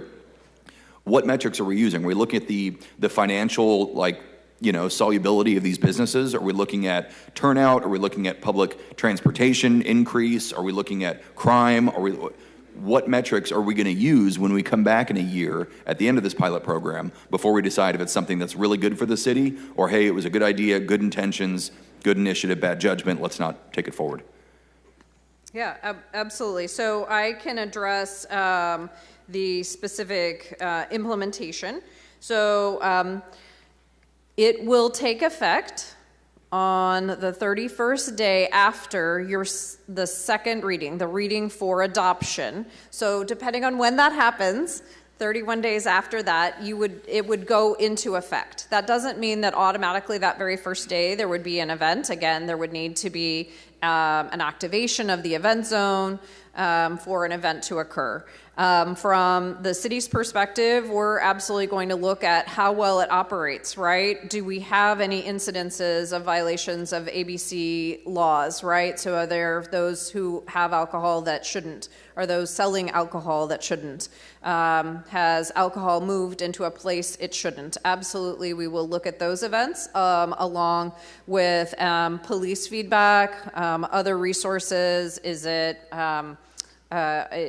the area being left clean after an event? Are there issues with the barricades, et cetera? So certainly we'll look at all of those pieces. In terms of the effectiveness, I would defer to Elliot on that to let you know what they're looking for as the business organization on what would support vitality in the area. Okay, I appreciate that. Do you want any more questions from me before I don't think so. I think I appreciate your comments. Someone else may, but Elliot, I think you may be next, but I'll give you a second. Administratively, just to make sure that we're the right process here, the vote today doesn't matter because this is the first hearing of this, and we'll come back to have the second vote, the second hearing. Is that correct? Yes? Okay. Correct. All right, just to clarify. I appreciate it. Have there been, either of you can answer this, who knows this, have there been any public workshops, public input, sit down, little town hall, anything like that, where the public can kind of weigh in, business owners, private residents, decision makers? Well, there's this today. We've worked very intensively with the business owners, recognizing that what we're envisioning is a technical change to how certain special events that are permitted and go through the special event process are allowed to operate. So the main stakeholders that we've gathered together in the process are those are the business owners and primarily and the property owners in the area that would be participating to your previous question. Totally important, and you and I have worked together to make sure that businesses downtown are getting the attention they deserve as well. However, businesses are phenomenal and necessary, but residents are too.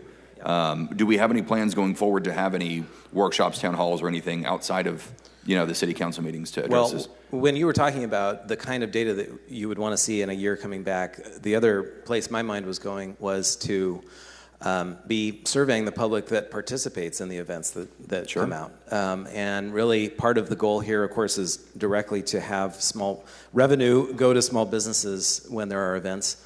But also that there be a more enjoyable, comfortable experience for participants. So we want to hear from folks if they are enjoying those events, and bring that back to you as well. Yeah, we don't have all the answers up here, nor do we have a monopoly on good ideas. So if someone out there in the public has an idea, hey, this is something I'd like to see measured effectiveness-wise for a year from now, I'd love to hear that. If you want to get a hold of our office, you can kick that to us, whether it's enforcement related, it's entertainment related, it's safety related, whatever. I want to make sure that a year from now when we come back and measure this thing, that we're measuring something accurate, timely, something that's valid. So I would appreciate that. Councilmember, also the special events permit process is through my office. Sure. And so we look at things very, very closely. We don't sign off on special event permits until we're very clear that there's an approved security plan by PD, proper insurance is in place, those types of things. So in addition to the Planning and Development Department, Downtown Fresno Partnership, the special event permit process runs through my office. With David? David, overseen by Ruthie Quinto. Fantastic. Council President, that's all I had for now. Great. Councilmember Perea, you punched up. Director, the entertainment zone is only activated, you said, when a special events permit is pulled and approved, correct? So, and not for all special events. The entertainment zone lead would have to request that the entertainment zone be activated for a specific special event. So it's layered on top of the special event permit, yes. Okay. And so whoever pulls that permit is also responsible for the security for said event? Correct. So, security, insurance, any kind of street closure, cleanup plan, those are all included in both the special event permit and in the entertainment zone. There's a sample management plan, so the entertainment zone lead would need to submit a management plan of how they would manage that entertainment zone during that special event. Okay, and then beyond Fres Yes Fest, what other events can we anticipate in the next year? Maybe this is a question for Elliot. I just want to get an idea of who is currently looking at possibly applying for a special events permit that would then activate this entertainment zone. So that the conversation as it stands among participating business owners is we need to, with the ordinance in place and being able to work with PD and the city to really know what the expectations are operationally, that's where we want to be able to plan what a first event might be. I think generally so far there's less desire to bring into current events like leave Art Hop alone, for example. There's interest in how could this be part of new events like maybe there's a New Year's party or something like that. So, but that planning hasn't happened yet. So, okay. Yeah. There was a concern that the entertainment zone would be activated during Art Hop, but you're saying that's not the plan? Yeah, the consensus is it's operated well, and people have been attending, and the community support for street activities on Art Hop nights has been strong, and folks are coming out, and no need to change how that works. But it'll be interesting in a year from now to see, as we have been successful with perhaps a first couple of events, to come back and see, okay, should we think about other events that it makes sense for or not? Okay. And then I want to understand better the boundary. If the zone is activated, does that automatically activate the entire boundary under the ordinance, or can the footprint be smaller based on whatever the approved site plan is for said event? There are three, this particular ordinance establishes three initial boundaries. This can always change in the future, and different boundaries can be identified by the city council. They're essentially kind of larger, each one is a larger boundary. So event zone A is Fulton Street, and it's from the southern edge of Inyo to the northern edge of Mono, including all of the public streets, right-of-ways, and sidewalks within that boundary. So it doesn't go into businesses. Entertainment B is Fulton Street between the south edge of Fresno Street and the northern edge of Mono Street. And it also includes Mariposa, east of Congo Alley to Fulton Street, Kern, east and Kern Street east of Home Run Alley to Fulton Street, and along, again, public streets, sidewalks, and rights of way. And then C would essentially be just an extension from Fulton, all of Fulton from Inyo, or excuse me, so the southern end, Fulton from Inyo to Mono, and the eastern edge of H Street. So it's really just three distinct boundaries. The first two are kind of one smaller and larger, and the other smaller. So you're asking, could it be smaller? Right now it's established that this is the zone, so they would have to, the responsible entity, the entertainment zone lead, would have to say, hey, I'm picking this one this time. Understood. Okay, those are all my questions. Thank you, Director.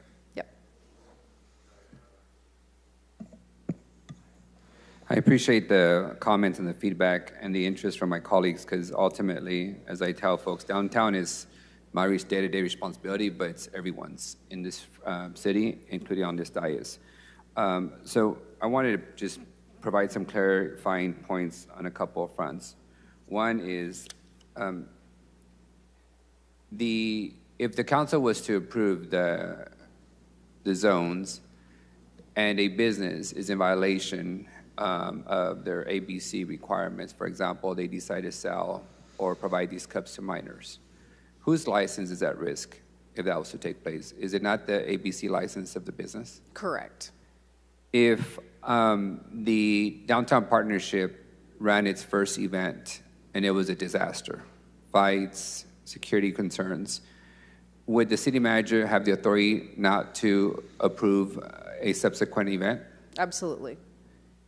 If there was a major incident that resulted in, hazards, cost to the city, would we not then have the ability to go after the insurance provider of the sponsored entity? I would think so, depending on what the claim was. Usually, the insurance comes in when there is a claim filed with the city, and then we tender the defense of that claim to the insurance company. So I just want to point out there's at least 3 levels of accountability if this doesn't work. The 4th level, which I think is the ultimate one, is it's a 1-year pilot. My tenure is coming to an end in 6 months, and I want to be very intentional that my predecessor needs to be involved if this was to continue. Because if we're 2 or 3 events in and it's not working, like we had a press reset on RHOP because the level of safety concerns that were occurring at the event, then my predecessor will have the responsibility to say, let's make adjustments, let's stop, or let's do something different. Finally, if we don't approve this zone, can any applicant in the city still come forward with a special events permit to allow this type of activity to occur? A special event permit is certainly anyone can come forward and apply for a special event permit. The difference would be that instead of the businesses that were within that district being the ones that benefit, that there would have to be individual one-day licenses in the public right-of-way. So they can't act in the same place. So yes, they couldn't have this activity because they can't have one-day licenses in the public right-of-way. It can only be established businesses. If you did only a special event permit, it would only be one-day licenses from anyone who already has a license. So I want to be thoughtful on that because there's a reference to gatekeeping, which in my tenure, I've had to wrestle with the gatekeeping that occurs in our city around special events. And who gets awarded a special events permit and who doesn't get awarded a special events permit and who benefits from that special events permit. In my experience, promoters have become really good at getting a special events permit, having events, and generating a lot of revenue for themselves. Not necessarily for the brick and mortar businesses in which the event's taking place or that is impacted. That's where we get into the issue of parking is going up because Chachanti's having a concert. Chachanti gets to sell booze for Mexican concerts at $50 a pop when they sell for $5 for baseball, right? There's a whole lot of shenanigans that occurs in the world of event promotions and hosting those type of set events. What I'm also extremely concerned about is food vendors.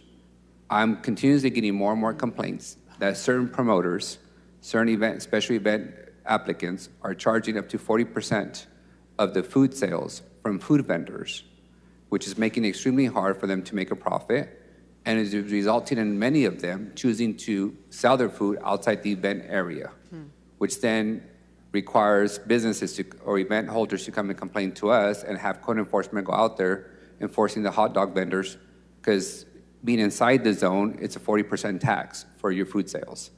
You can't make money in this kind of economy doing that kind of stuff. So I want to be thoughtful that I'm open to doing this. Absent of this zone, we would still be able to host these type of events, but without the 4 layers of accountability that this pilot creates. But I'm going to be very vigilant and to see how it operates. And I know there's a question about, where was the engagement out of the public? This zone has been discussed numerous times at the Downtown Partnership, which is the appropriate venue for events that occur in the downtown PBIT area. And those meetings are open to the public.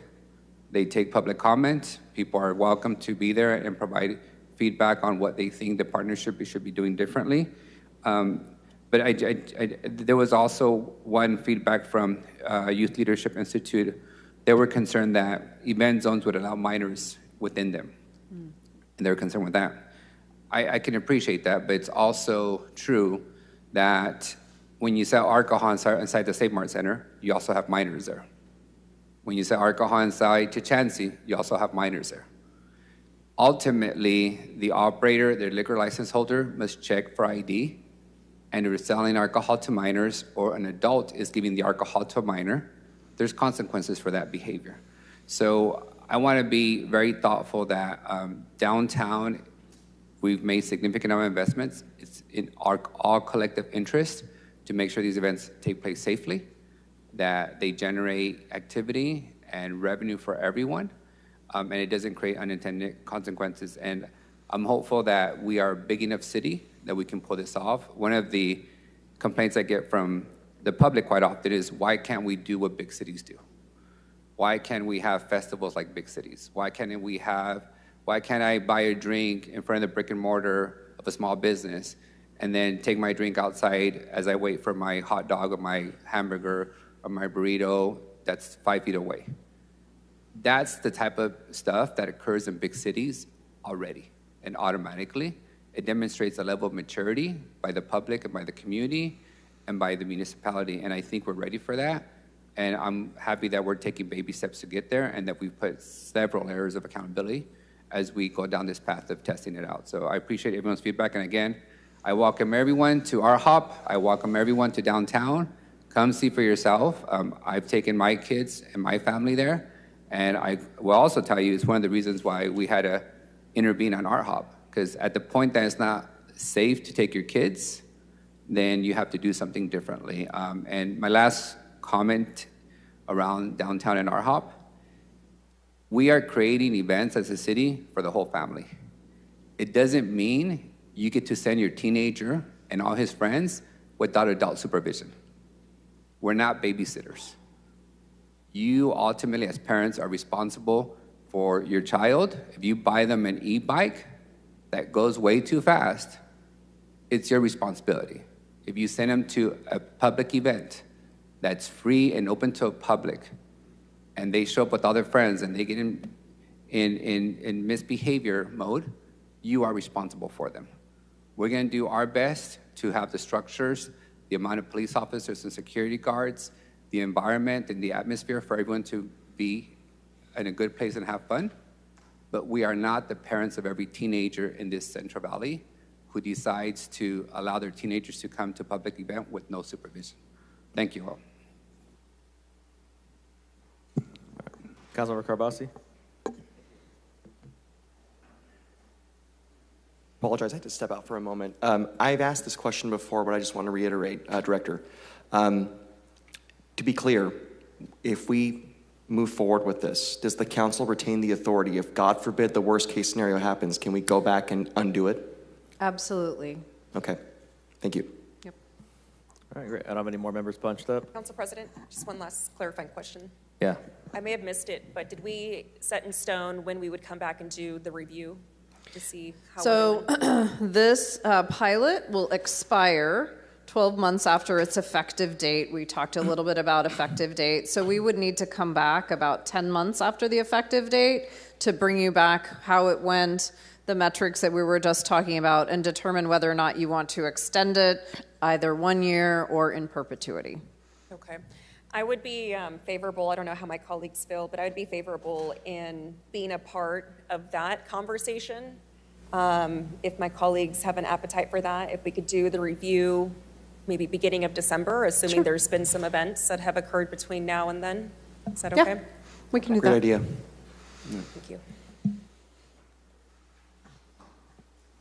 All right. Council, we want to, this is the first introduction. There's a motion. We have a second.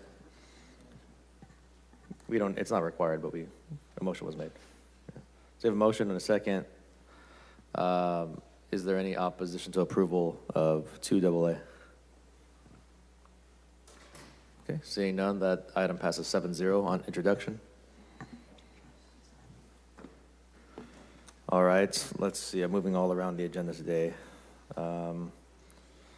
Let's take on, we'll do the 3A general admin item, the presentation regarding the bargaining unit vacancies. We're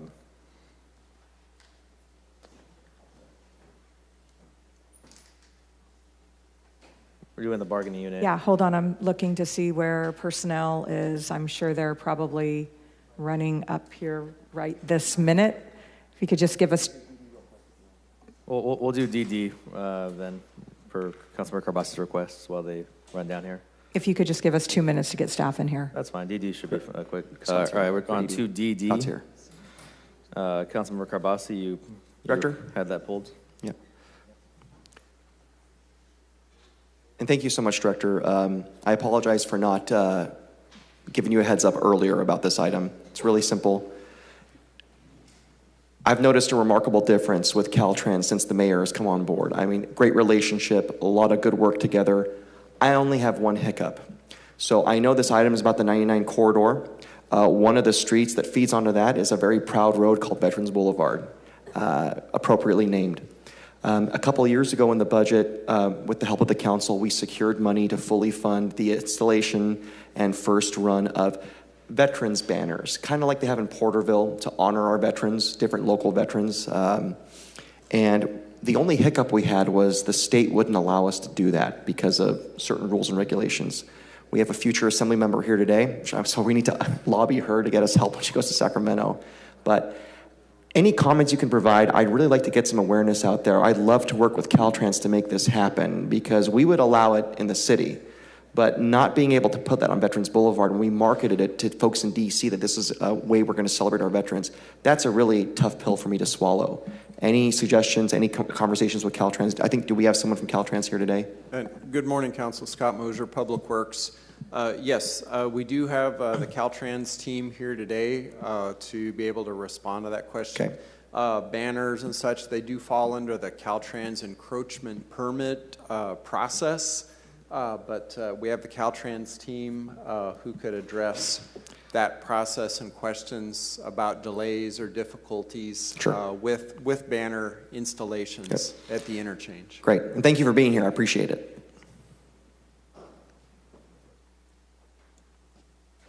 Good morning. How are you today? I'm good. How are you doing? I'm a newbie, so please be gentle. Oh, that's with me. okay. No, you're good. Let's work together. Let's get this done. So. Yes. What is your thought? What are your thoughts on this? So I kind of did. Yeah, I'll tell you what. If we can't work together, I'm going to stick Miguel on you. So we're good. Thanks, Councilmember. So I'm a little new to permits in themselves also, but I just kind of started getting some information. Yep. And I think it's more of the access control. That we have the discrepancy actually. Putting things up overhead. I think on the bridge. There's a bridge poles? And there are poles, yes. Yeah, so it's putting them on the poles, correct? Yep, we have our flags there now. Yeah, so I think it's just more of the safety as well. If some of that, for whatever reason, after multiple years, becomes damaged, it actually falls into the roadway itself. I mean, it can happen, okay. But... I hear you. I mean, we could agree to replace them every year. No, yeah. Well, and again, I think it's something that we can go back and look at and see if there is a plan, like you said, of maintenance for it. Sure. But I do believe that this went all the way up to headquarters for their approval, but it doesn't mean that we can't go back and relook at it as well. From my understanding, it has been a little while since that permit It has been a while, yeah. We ran into a lot of brick walls. Yeah, was done. So we can revisit it again and, have those conversations and, continue to try to build and work, towards, honoring our veterans. And I'm a firm believer of doing that. I'll tell you why I'm a little annoyed, and I appreciate your response. There was a veteran who just passed away at 100. He was a great man, and I was hoping he was going to be the one to lead this off, and we lost him. And that really makes me angry. We did our part. We got the money. There's no obligation from you guys. We're trying to do our part. But bureaucracy killed it. And so I get it. Things can happen. All kinds of things can happen. But, I mean, it's like death by 1,000 cuts here. So what do we have to do to really get us across the finish line? Whose attention do we have to get? Again, I can bring it back. We can have those discussions, with the city, with headquarters, and really try to work on a solution for this, right? That's really all I can say about it right now. But just kind of having that relationship and working towards getting that. We'll try our best to actually do it as well. Okay, let's give it one more round. Let's see what happens within a month. So thank you very much. Appreciate that. And I have no other issues. What, Councilmember? Council Member Carbasi, are you suggesting that we table the item for a month and give you guys time to incorporate it? Because I'm assuming this is a maintenance agreement. the maintenance of those flags would be in this agreement. Is that the thinking, or to approve it Yes. and then? Hold on. Good morning, Harmon Dollywall, Assistant Director of Public Works. So the banners themselves are not a part of the maintenance agreement. The streetlights are, and we'll confirm the ownership of the streetlights if they're owned, maintained by the city or owned and maintained by Caltrans. Okay. But working with Renee and his team, I think we can get to a path forward where we can get those banners up for this year. Let's do this. Let's at least hold off to the next meeting. Let's see how serious they are, and then we'll come back. Yeah. So I motion to table this item to the next meeting. Okay, I'll second that. Okay. Any Thank you. opposition to tabling? All right, we'll table to the next meeting. Quick question, if it's going to be tabled specifically on those grounds, are there any issues? Are we putting ourselves behind a timeline or anything, Director? Are we missing a mark or a deadline for any of that kind of stuff? So this item is just to do a cleanup. We already have an existing maintenance agreement for Freeway 99. This would just be a cleanup to take care of some of the items that were constructed with Veterans Boulevard. And then when High-Speed Rails and Caltrans realigned 99 from Clinton to Ashland, it's cleaning up and adding additional items into the agreement. So we can hold off to the next meeting if that's... Okay, we're not going to enter a gap period or missing, okay. Yeah. If I may just clarify, I did meet with staff early on this item. The original agreement to maintain the state highway was signed in 1992.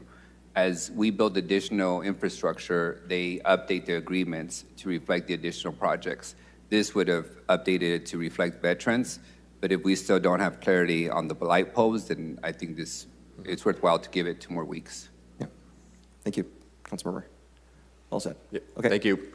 All right, great. All right, items tabled. And just clarification, do you have a future date you'd like it to come back? It was said next meeting. Thank you. All right, let's move over back to 3A then, regarding the bargaining unit presentations.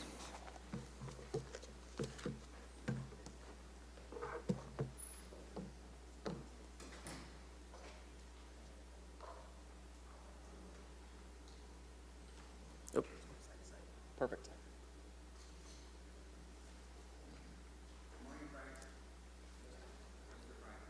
Good morning, Council. Smeet Mudley, Director of Personnel.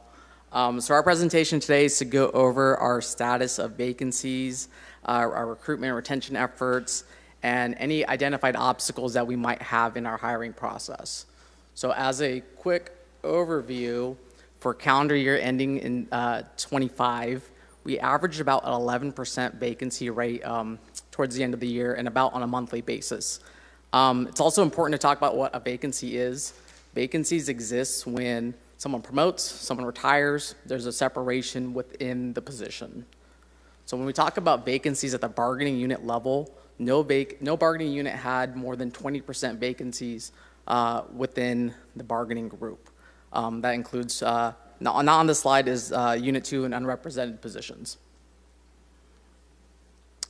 So when we talk about recruitment and retention efforts across the city, we had on April 1st a new recruitment application and personnel that was launched called NeoGov. This allows us to get a wide, diverse group of applicants. It's a really cool platform. Individuals can register once and apply to multiple jobs, and we definitely have seen an uptick in applicants utilizing the software. We also meet with departments to identify any hard-to-fill positions. We post on special job boards. We go to a variety of recruitment fairs or activities to help solicit positions, put out flyers, social media posts, try to gather and connect with the community in any which way to get some of these applicants.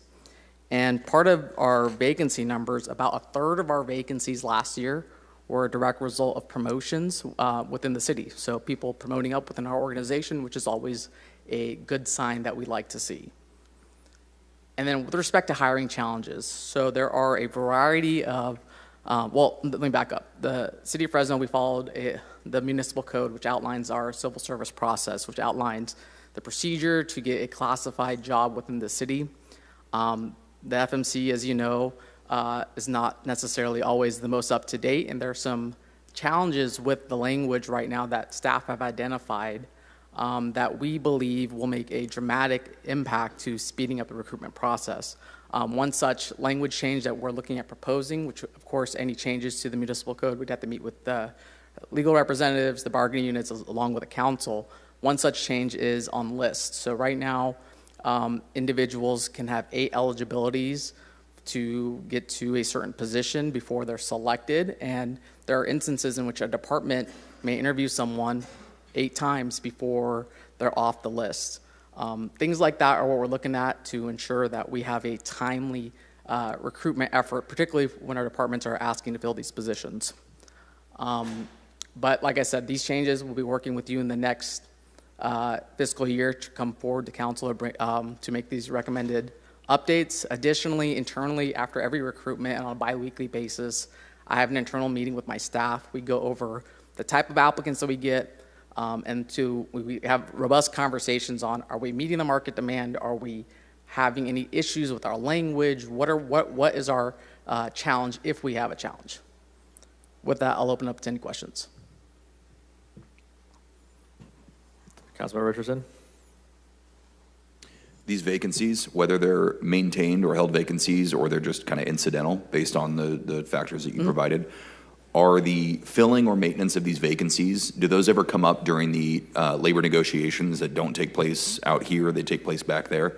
Do the vacancies, again, either maintained or otherwise, ever come up as terms of negotiated agreement with any of these labor groups? I think in general, during labor negotiations and conversations, if there is a vacancy issue, we generally get into what we call class and comp studies. So the bargaining unit may say, this position, we're out of market or in market with it, and we work with them and come up with changes. Okay, you've never seen that it's terms of a negotiation that, hey, you're going to fill these spots or you're going to keep these vacant or anything like that? Not outright in those terms. Okay, that's all I have. Thanks. All right, Councilmember Arias. Is the administration holding vacancies open intentionally for the purpose of balancing the budget? Absolutely. 6.18% attrition at a minimum for most departments, with the exception of the fire department. There are a couple departments that have more attrition. You'll see that when we do department budget PowerPoints. Yep, we are holding vacancies. So, and City Manager, confirm with me, that's been a standard practice, right, as a way to manage, the budget? We've done that. I believe this is our 3rd, if not 4th year, that we have been doing the 6.18% attrition. Is that the standard percentage for all departments, or are some departments exempted from that attrition? So what I'll say is how we came up with the 6.18%. You may recall that I believe the mayor's first year, we had 10% was the goal. Yeah. And we knew that was a bit high. 6.18 is about the natural attrition rate in the city, just from people coming and going. So really what that means is instead of letting departments keep their salary savings when they have natural attrition in their departments, we have swept that savings and are using it to balance the budget. When departments present their budget to us, we just make sure that we absolutely can at least hit a 6.18. I would say, like I said, fire department has a 1% attrition goal. Other departments, it's in the PowerPoints. I'm almost sure, the goal is 6.18. There are other departments that have a higher level of attrition. Some have 7, some have 8, some have a little bit more. Like I said, I've been reviewing PowerPoints, and it's noted. I can't remember exactly, but the main goal is 6.18. So I know the goal is 6-point-ish, but are we intentionally going beyond that goal for certain departments, or just the natural attrition that's occurring? Go ahead, TJ. Thank you. No, we're not intentionally going beyond that goal. There's something of clarification, and it gets a little confusing, but the 6.18 represents the total budget for all of the positions that are appropriated, and 6.8% of that cost. 6.18. These numbers are the physical Bodies. position Yep. numbers that are vacant. So when it may be an average of 10%, that's probably tracking right with a 6% financial savings. That makes sense. So it is kind of a one for one. Correct. I'm going to be very hesitant to change any of the procedures around hiring that you've indicated around the MMC. Sure. Because it's for me, it makes sense to change the policy and process to speed up hiring, but not if you're intentionally keeping vacancies open for balancing the budget, because then you're going to end up in the same place. So right now, how long does it typically take you to fill a vacant position if you're not holding it for? Yeah, so I'll answer it from, let's say we have to establish a new list. To establish a new list requires us to go to a written examination. Go away from the HR mode. Just how long does it take you to hire a police officer from day one to they start as a full officer? I mean, that depends on when there was a, either cadet recruitment or a class. I think ballpark would be about 60 days. I think that's a fair estimate. So what about, say we approve the budget on June 30th Sure. and authorize 5 new positions in whatever department? How long should we expect before those people actually start work? Yeah, using the police officer example, assuming there is a graduating class of cadets and that's all lined up, I think within 60 days would probably be a fair assessment. Does that include folks coming from other agencies that don't have to worry about being part of a graduating class? That 60 days would be our internal process to interview staff and background individuals so that they can qualify. Okay, so it is pretty, you guys are pretty efficient when it comes to, is the body available, is the money appropriated? Sure. Because the 60-day window is pretty efficient. I would think so. It's all the other factors that you don't control that dictate whether it takes you 6 months to fill a vacancy, if there's an eligible applicant pool, if there's people coming out of whatever cohort of training that they need to go through. Yep. And assuming there's no intention of withholding those vacancies to be vacant.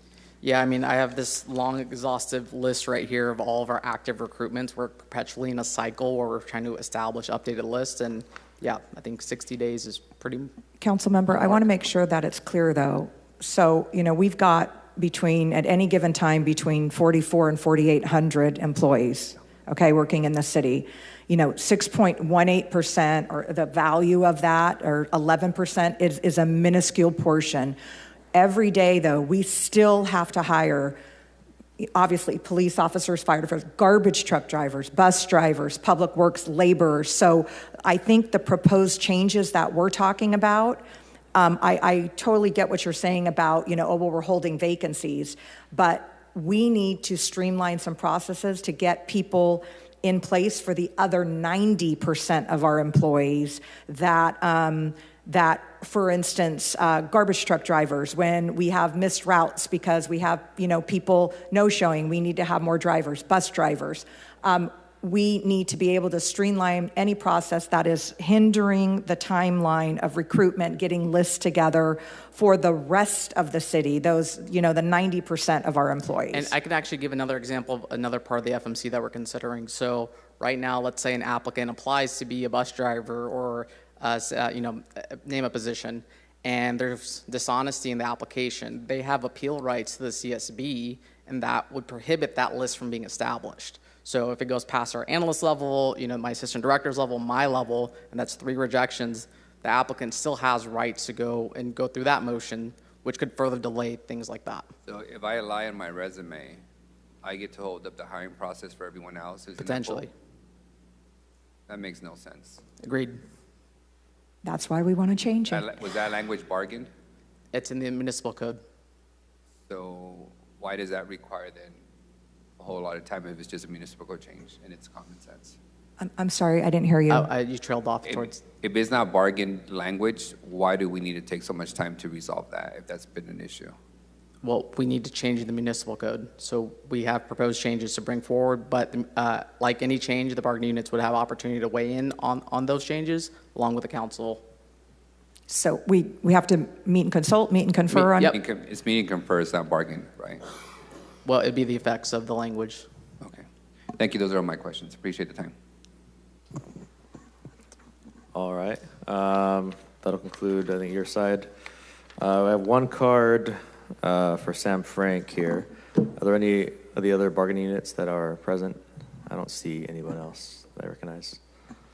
All right. Yeah, Sam, if you want to come on up.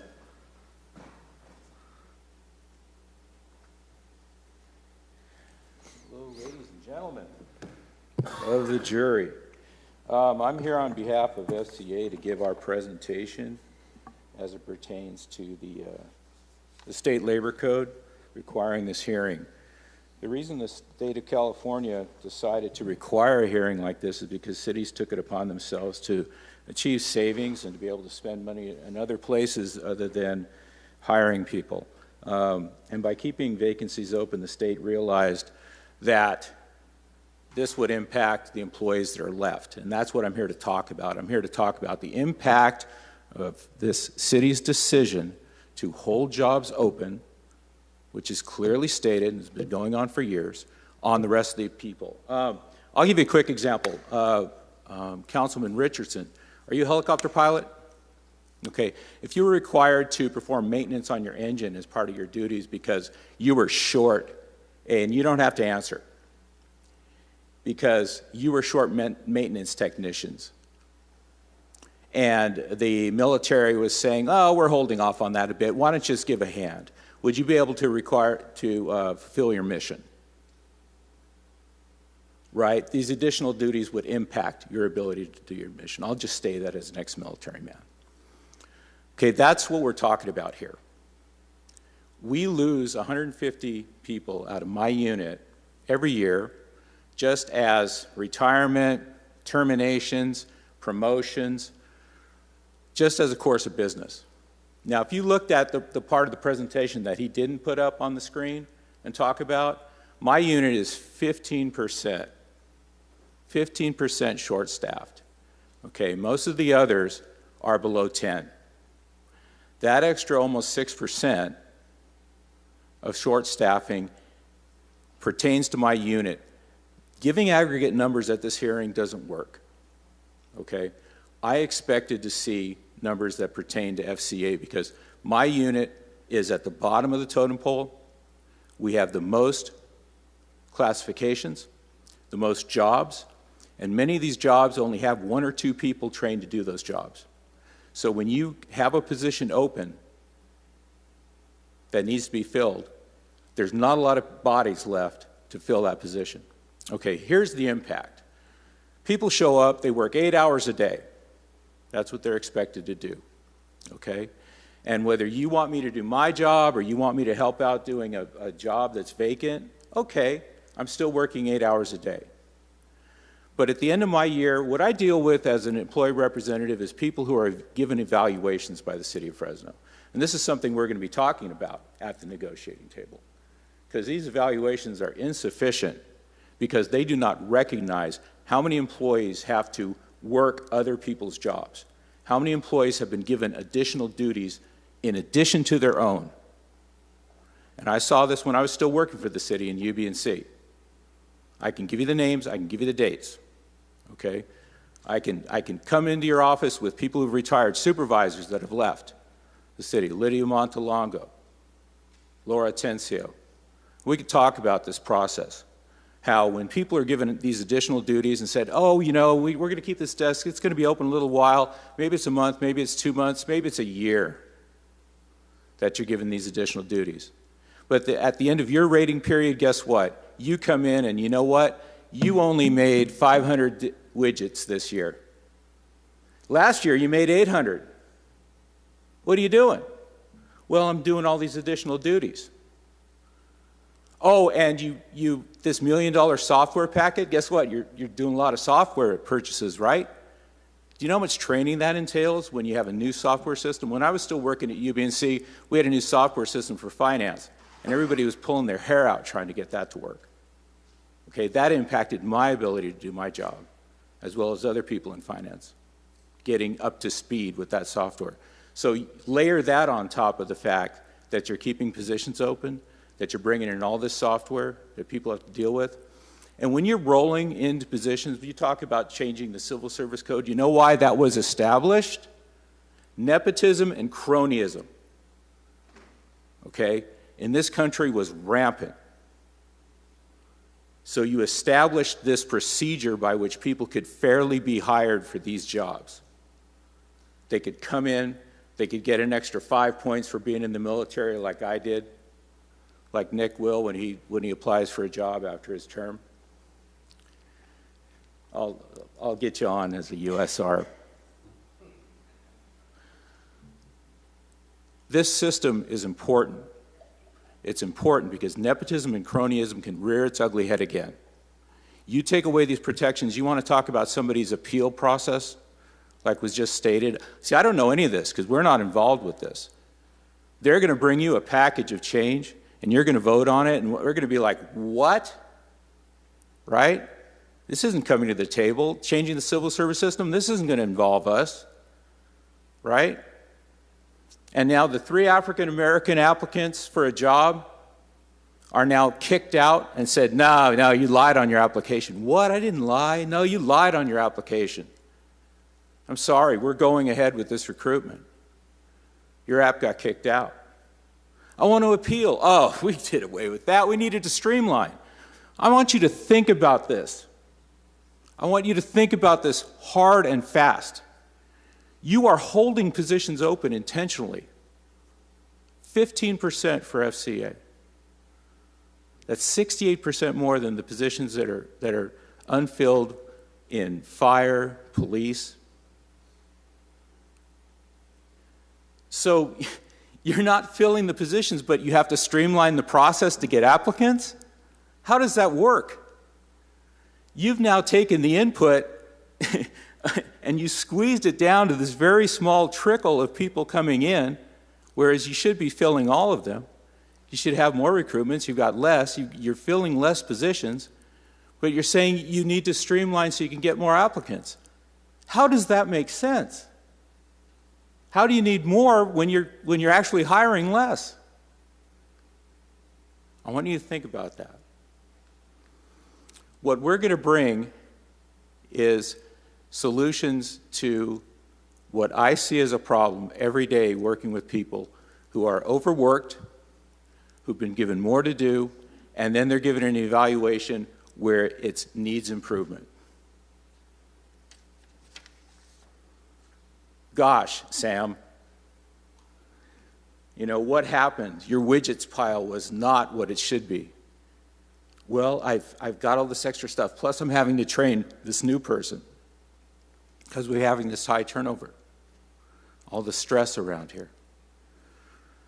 Well, you know, the numbers speak for themselves. I'm sorry, but you need improvement. Yeah, but I took on all this extra job. I had to learn this new software. Sorry, Sam. Sorry, the numbers don't lie. The city has gone from a review process that used to be pretty current and up to date way back when I was hired, where it was a supervisor, your direct supervisor, did your evaluation. They gave you your work, you did your work, they evaluated the job you did, they wrote up what it was on and they evaluated you fairly. And if you were substandard, they had firsthand knowledge of that. The process now is people are getting their evaluations late all the time. And I'm not talking a month, 2 months, I'm talking 5 months, sometimes a year. They're getting late evaluations, 5 months late, and there's a needs improvement on there. And they're looking at it going, Sam, I was never talked to, I was never even coached on this. And I asked them, why didn't you coach me? Oh, we don't have time for that. Gosh, we're all working hard, we're all filling in, we're all doing other people's work. The impact to this is more than you can imagine. If I brought people in individually to your offices and you swore not to tell management so they wouldn't be retaliated against, because trust me, I attached some people's comments and I hope you read those on the attachment. I hope you read it closely. Those are the people who were brave enough to put those comments down, because in doing so, they have already been identified by their department, and they know this, and they're still brave enough to do it. And they're brave enough to face whatever possible retaliation there could be. Not saying there will be, but there could be. For every single person that made comments like that, there are people who said, I wish I could, I can't, but I'll tell you what's happening to me. This is happening more and more and more, where people, to add insult to injury, who've been doing their best, who've been covering for doing other people's jobs. Sometimes these jobs are out of class or from somebody at a higher level, and they're saying, hey, we need you to do 20% of this person's work. It's kind of low-level stuff. We're going to have you do it. Okay, great, I'll do it. And then they get evaluated. What? Yeah, you're not up to speed. You made a mistake. It's not even my job. Yeah, but you were told how to do it. You made a mistake. You know, we're going to evaluate you low. People are getting dinged, and it's insult to injury. And you could say, oh, you can't appeal it. It's just an eval. It's no big deal. It is a big deal. It's a big deal because that sits in your record, and you want to be promoted. You see these vacancies opening up in the supervisory unit, right? And there's a large percentage of people leave our unit because they get promoted. Why? Because there's vacancies there. Why? Because people leave the city, right? Supervisors get promoted, people leave. There's a constant stream of people leaving. But every time somebody's getting promoted, that's still a vacancy in our unit. That's still work that's not getting done unless somebody else does it. This impacts. It has an impact right now. Right now on the amount of service that is being given to the public, on the ability to process water bills. It's impacting. It's impacting because the good people who've been doing it for years have just thrown up their hands and said, I've had enough. All right? I know I only have so much time here, but I'm not wasting your time right now. Okay? I'm giving you the flip side of the coin that the state wants me to give you, that the people who work in this building want me to give you. And it's important that you hear this, because this is important. The civil service system as designed is important. The people who designed it, they're all dead and buried. But they died proud of the system that they created. That system kept nepotism and cronyism at bay. It made sure that the people who, why do we want that person working here? We made sure that they had an equal opportunity with every other applicant to be chosen for that position. That's why it's designed this way. And I want you to be protectors of that civil service system. I don't want you to think that, oh gosh, we're holding all these positions open. Oh gosh, we can't fill them, and oh, we need to change the process. That's going to make it so much better because we're going to get more applicants faster. Why? You're not filling the positions. Why do you need more faster when you're not filling the positions? If you were trying to fill the positions and couldn't, that would speak to something. The main thing about these vacancies is we have people who leave just because of what's happening right here, right now. We have people who go work for other agencies. We have people who leave because when you are evaluated by a person who is not your supervisor, and that's what's happening, that's what got changed with the evaluations. That's why it's so important, and we're going to ask for changes in the evaluation system. I want to see a checkbox. I want to see a checkbox under responsiveness, because that's where you're evaluated for your ability to adapt to change, your ability to get work done in a timely manner, effective use of your time. Okay, I want to see a checkbox that says this employee was assigned work during this rating period that was in addition to their regular duties. So that rater, that evaluator needs to justify if they're going to evaluate them as needs improvement, right? Because part of this system is, oh, we don't have any money, we're saving money. How are we saving money? We're giving you this extra work to do. We expect you to get it done. What, you need overtime? Oh, no, we're not going to approve overtime. Ask about overtime approvals. They very frequently do not exist outside of public safety. Ask about that. Ding. I should have brought my own little bell like Georgianne had so I could ding you back. All right. Am I done? I got a minute? You have Okay. 48 seconds. I'll just say this. You have a chance to slow the tide. You have a chance to turn the boat around, turn this ship around. You have a chance to start to realize that a lot of these jobs, a lot of the services that you provide, you can't keep operating like this. Just because you've achieved success in that you've managed to kind of get things done under this new model, this new normal, doesn't mean you should keep going in this fashion. We're going to ask for some changes. We're not going to leave the table till we get them, and they're going to be on the evaluation form. We're going to make sure that evaluations are done by supervisors and they're done fairly. We're going to make sure that they get done on time. Thank you. All right, that's that was 3A. Let's see, it's 11:34. Here's what we're gonna do, council. We have left for open is a few contested items, 2 or 3 of them, and then a couple appointment items, committee appointments, including the special meeting. So we're gonna go to closed session right now. We're gonna go to lunch, and then we'll come back here probably about 3:30 for the special meeting and to wrap these items up. Unless we finish closed session a little earlier than that, then we'll come back earlier. But I predict, just for the benefit of the public, probably about 2.5 to 3.5 hours. We'll come back out public and wrap up these items.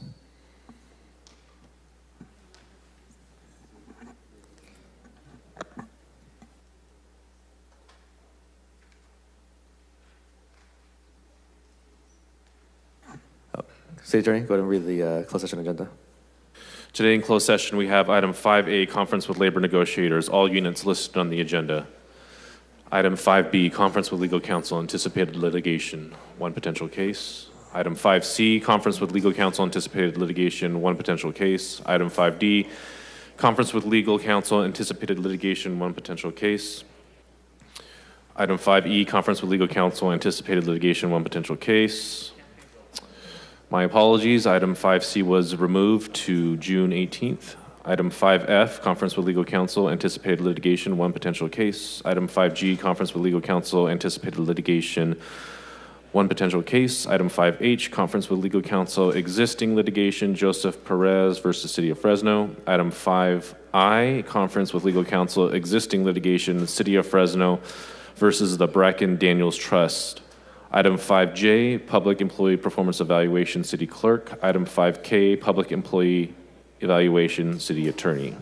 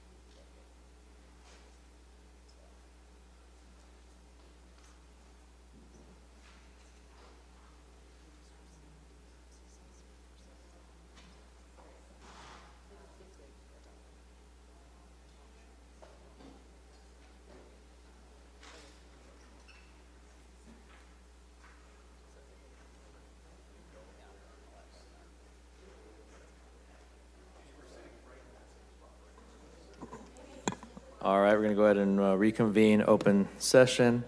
We're not quite done with closed session yet, but wanted to come back out here roughly on time to finish out public portion. City Attorney, are there any announcements? Yes, Council President, I have a couple of announcements as to the first, item 5I out of closed session.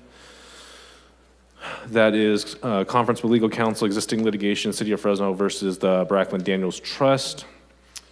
In closed session, the City Council approved a proposed settlement in this eminent domain case, court number 24CEC-G02988.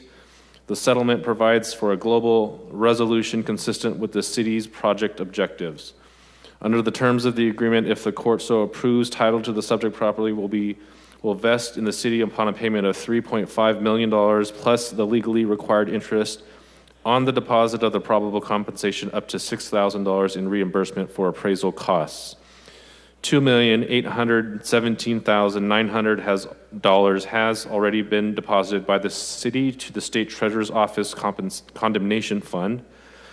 The settlement shall be paid from Measure C and California Local Partnership Program Formulaic Grant Funds. This item was approved by council by a vote of 6-0, with Council Member Carbasi being absent.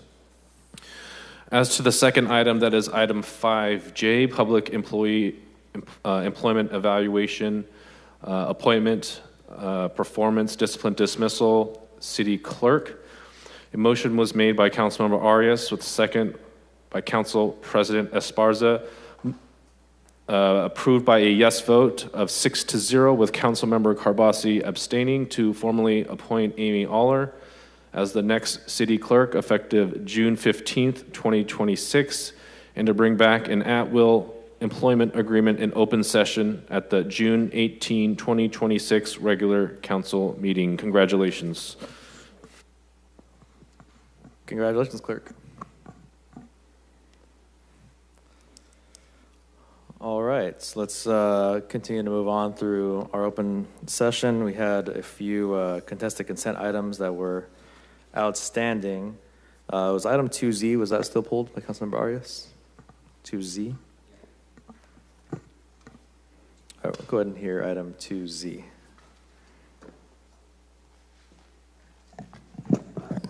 Good afternoon, Council President and Council members. Ashley Atkinson, Assistant Director for Planning and Development. Just to quickly walk through this item, this is something that was identified in the course of preparing our budget proposal for the Planning and Development Department this year, looking at some of our expenses and trying to identify some efficiencies. We had previously considered publication of our legal notices in other local media, and identified that the Fresno Municipal Code actually specifies that the legal notices shall be published in the Fresno Bee and also in the Business Journal when a second publication is required by law. That's in Section 2-603 of the FMC. State law only requires that we publish in a newspaper of general circulation, as it's defined in the California Government Code. The two newspapers of general circulation in the city of Fresno are the Fresno Bee and the Fresno Business Journal. So this amendment would just remove that requirement to publish in the Fresno Bee and also in the Business Journal when a second publication is required by law, and just state that legal notices must be published in a newspaper of general circulation. So we would have the option to choose either as the publication schedule or the cost made it more practical and cost-effective to do so. Most of the legal notices subject to this requirement are in the Planning and Development Department. Those include CEQA determinations, notices of funds available, housing element-related notices, and items under HUD's public participation process. But I will note that it does also include all notices of public hearings, so that would create a potential citywide impact. But again, this would just remove the specific names and allow us and other departments the flexibility to publish in either publication, or if those publications shift with time and one or both no longer qualify as a newspaper of general circulation, we would have that additional flexibility built in as well. So happy to take any questions that you have. Any questions? I do. I appreciate the staff's work on this.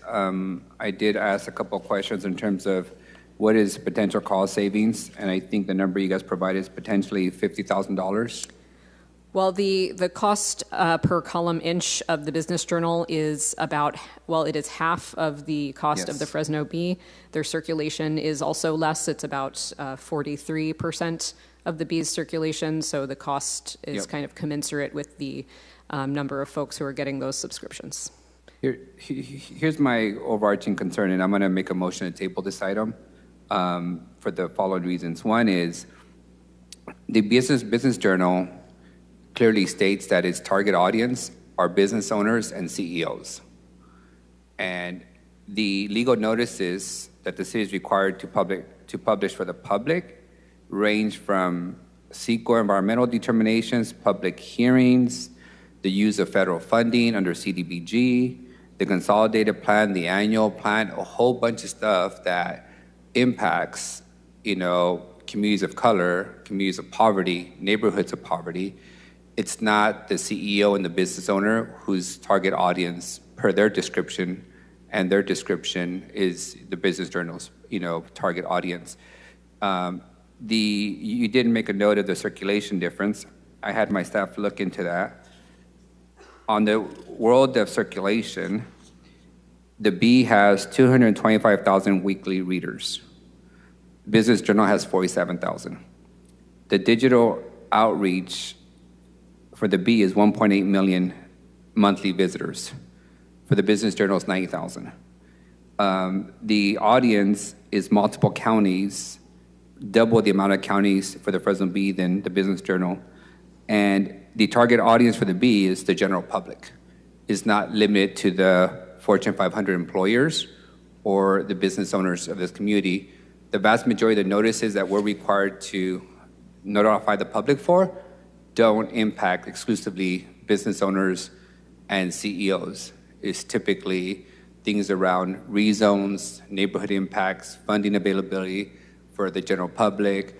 So I appreciate the work you guys did to try and find some potential savings, but prior to looking at the planning department's budget and the city's budget, which we're about to do, I think, next week with budget hearings, I'd rather we go through the budget hearing process and consider this as part of the budget process, because your presentation, essentially, you did this for cost savings potential, which I do appreciate you guys doing that. But I'd rather we find $50,000 in the multi-billion-dollar budget than limit public noticing of things that are significantly important to the public from the city. So I'm just going to ask that we table this, and I will look at the budget and see if we can find the $50,000, because I don't want to make sure the planning department is losing money, but I also think that $50,000 savings in a multi-billion-dollar budget is not worth significantly shrinking the potential amount of public that gets noticed on these required notices. Yeah, absolutely, council member, and we appreciate that, and that's fine. We did want to bring this forward. I did want to clarify for the record, essentially circulation for the purposes of the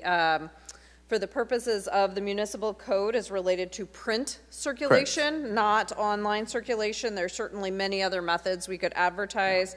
The Fresno Bee circulation, their print circulation is Sunday is 3,769 actual subscribers. Fridays is 2,803. Wednesdays is 2,782. The Business Journal does print. Again, we have to print only. So this is about Understood. What we're talking about. So Business Journal print circulation on Friday is 1,100. So they all have very few, and I am very concerned as we go forward. The world of print media is going away, and trying to figure out a way how we continue to meet these legal obligations to print notices. and to have more flexibility. Yeah. That's really, absolutely, it's great for us to save money in our department and in other departments, but that print circulation is what we look at, and so the Fresno B on a Friday, which is the comparative head-to-head, is 2,800 versus 1,100. It's minuscule as to who is reading those Correct. print And versions. the B prints 3 times a week, the Business Journal once a week. Right, and so that we would only have that option if we printed on a Friday. Correct. Yeah. So but these notices also show up in the digital platforms. So when I open up my electronic version of the Fresno B, I also get all the notices that were in the print version. And the reach of the Fresno B is far greater, which the original intent of these legal requirement is to notice as many people as possible around these critical matters. So I have never opened up a digital version of the Business Journal, probably because I'm not their target audience, right? So I want to be very thoughtful of that. I do appreciate you guys looking for some budget savings potential, but I like to see this in the context of the rest of the budget and see whether we can, find a way to close that gap.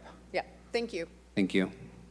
On the context of we're trying to be more transparent and set up a transparency portal, and I don't want us being blamed for trying to notify less people. So with that, Council President, I'd like to make a motion to table this item.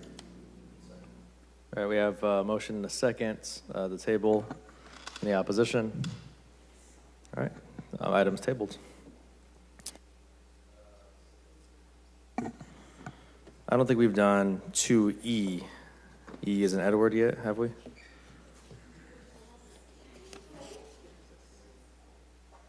This was pulled by Councilmember Richardson, 2E.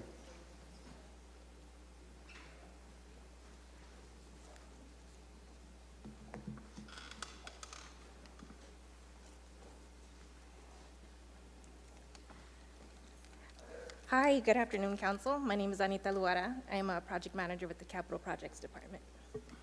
All right.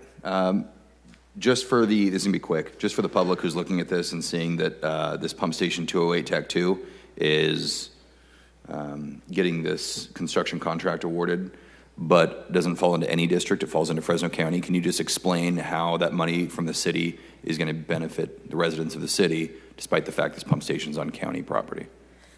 Right, well, this is a county island located in the area of Gettysburg and Moroa, and the city of Fresno Water Department does serve that area with water and wastewater.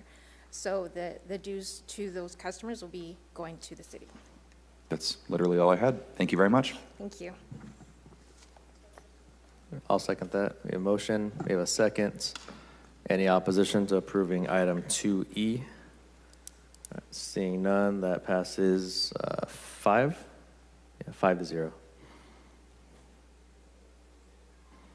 All right, on to item 2BB, as in boy. This was pulled by Councilmember Richardson as well. BB. Helicopters. Bravo. Good afternoon, Council. Deputy Chief Burke Farrer, Fresno Police Department. This item is a renewal of an existing maintenance contract with Saffron. They service and provide loaner engines for our helicopters when they need repair. This project allows us to pay by the hour for maintenance. Question, sir? Yep. Thank you for being here. Just a quick question. Is this preventative maintenance? Does this take into account, obviously not parts, but is this more of a retainer? And what's the planned schedule for their maintenance? Why are we have this fixed number on there? Right. So what this does is this allows us to maintain the helicopter as we move forward for any engine issues. What's unique about this is instead of getting hit with a big bill every time something comes due, we pay by the hour. So it's measurable, and if we're not flying as much, that reduces our costs and makes us more efficient at managing the helicopter program. It also accounts for certain things that we might not have on the radar that might not be scheduled maintenance. If the FAA calls a recall or something on one of the engine parts or something, Saffron handles that. This last year we used Saffron. We had an engine that needed an overhaul. They do that work, and while they're doing that work, they actually ship us a loaner engine, which allows us to put that right into the bird and maintain flight. So it's very important to us. We've been in a relationship with this company for over 20 years. They've done good work for us. The fact that this is a renewal of an existing contract in previous years, have there been overruns, or what do the overruns look like of this money that has gone to SAFRA from us? No, we haven't had any overruns as far as I'm aware of, sir. And the actual hours versus what we budgeted, we should come in under. That's our projection, is that we will come in under. Fantastic. That's all I had. Motion to approve. All right, we have a motion, we have a second on item 2BB. Any opposition? All right, seeing none. Thank you very much. Pass for being 5-0. here. Thanks, Chief. All right, we're at 325. Let's come down over to item 4A. So that concludes contested consent. It's not quite 3:30, so we can't take on the special meeting yet. But if you move over to 4A, this is an item regarding appointment to Fresno Madera Area Agency on Aging Board. Councilmember Richardson, I'll let you take it from here.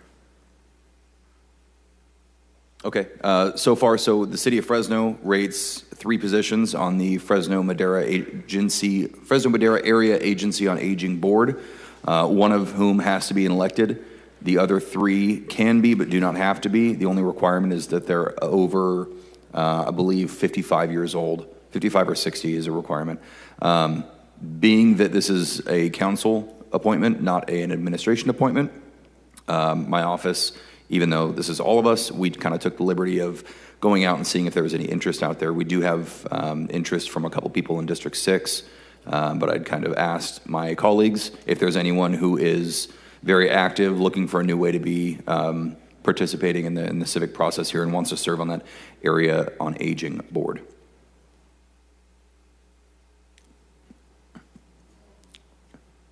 You are an elected, actually, so technically you could do it. It doesn't matter.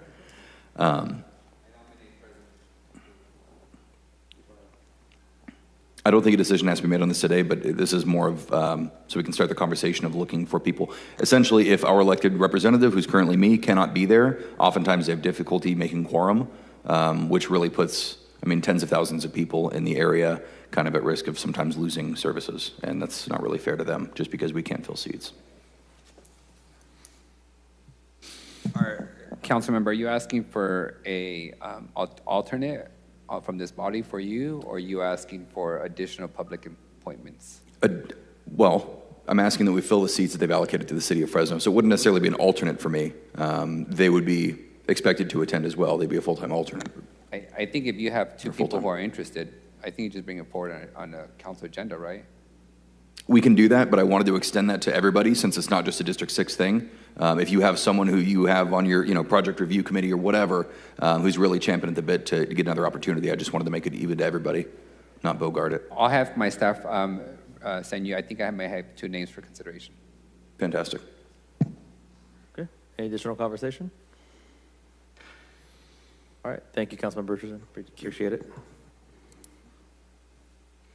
So we don't have any, just it was discussion. There was no action on that item. All right. Let's move over to, before we get to the special meeting, we'll open up unscheduled communication on our regular meeting. So at this time, I'll open it up to members of the public who would like to speak on any topic. Unscheduled communication. Is there anybody in the audience who would like to do public comment on scheduled communication? Seeing none, I'm going to go ahead and close unscheduled communication at this time.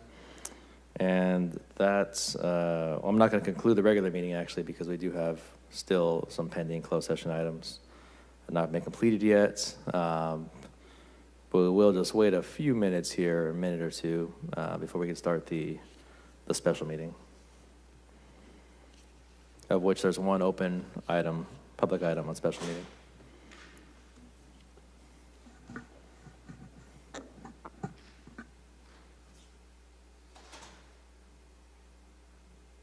Since we got another 30 seconds, I want to take the opportunity to congratulate our city clerk for her appointment. And my hope is our transparency portal will be activated soon. Thank you. Yes, that's my goal as well.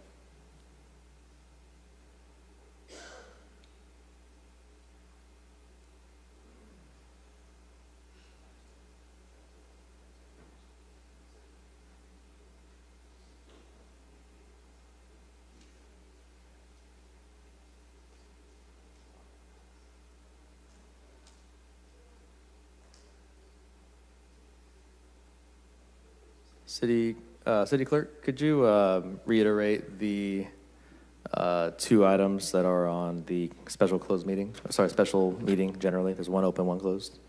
Yes, we do have one item, file ID 2618, which is an open session item. That's regarding the resolution establishing PrAC guidelines ad hoc committee.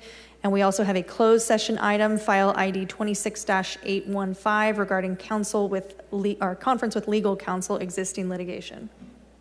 Okay, great. Well, the clock is struck 3:30, so we'll go ahead and at this time open up the special meeting with those two items that you named off here. And again, the one for open session here is regarding ad hoc committee. We do need to take roll, Council President. Oh, sure. Okay. So I'll go ahead and open up that meeting. Please call the roll. Thank you. Councilmember Perea. Present. Councilmember Carbasi. Councilmember Arias. Present. Council Vice President Maxwell. Councilmember Vang. Present. Councilmember Richardson. Here. Council President Esparza. Present. 5 members being present, we have a quorum. Okay, fantastic. I'll make a motion for approval of the agenda. So move. Second. All right, we have first and a second. Is there any opposition to approval of the agenda? Seeing none, that passes 5-0. We have a agenda approved. So we'll move over to the open session item now regarding ad hoc committee. City Manager, I'll hand it off to you. Thank you, Council President. As you are all aware, the city is going to be administering the Cycle 3 Measure P Arts Grants. We also have been working with the PrAC to develop the guidelines, and I'd say we used the old guidelines as a base, and we're recommending changes. We have a very tight timeline in that we need to put the NOFA out for the next round of grants by June 30th.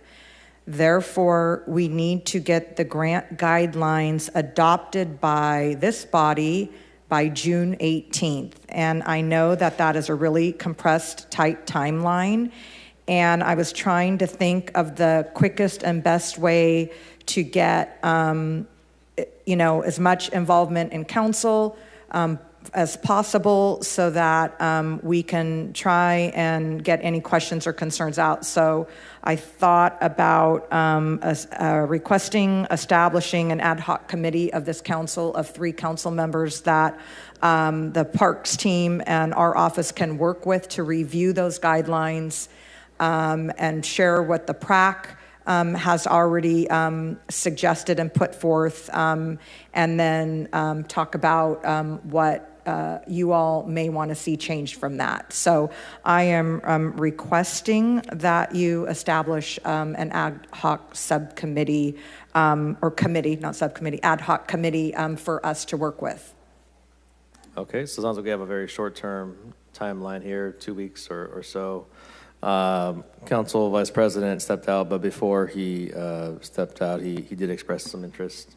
So I think Council Vice President, I could appoint him. Who else is interested? I'd be happy to serve, given that some of my oldest and historical buildings are venues for these arts. I want to make sure that that's put into consideration.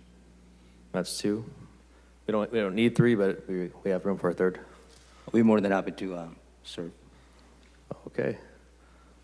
Nice and easy. Okay, you're appointed. Okay. You're appointed. Yeah, is that what the resolution says? I appoint? We do need to take public comment.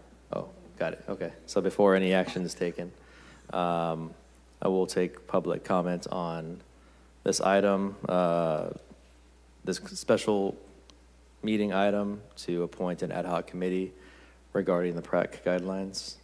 Any member of the public wish to speak on this particular item? Okay, seeing none, we'll go ahead and close public comments on the special meeting item regarding the PrAC ad hoc committee. Bring it back up here, and is there a motion that's required, or do I just declare the members appointed? What's the process here? I think you have to adopt the resolution, don't you? Or no? I guess I'll defer to you guys.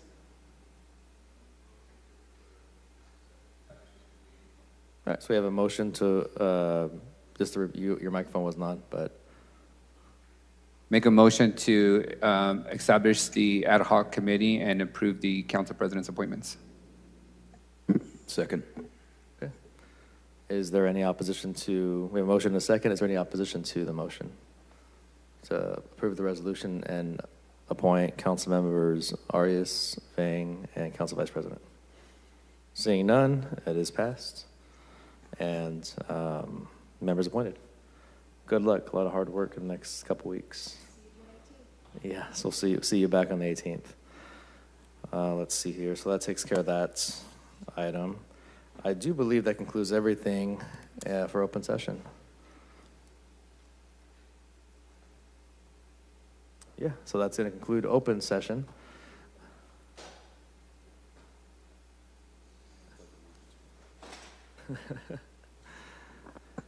Yeah, so at this point, we'll go ahead and retreat back to closed session for the balance of that, but we are finished with the open session portion of this meeting.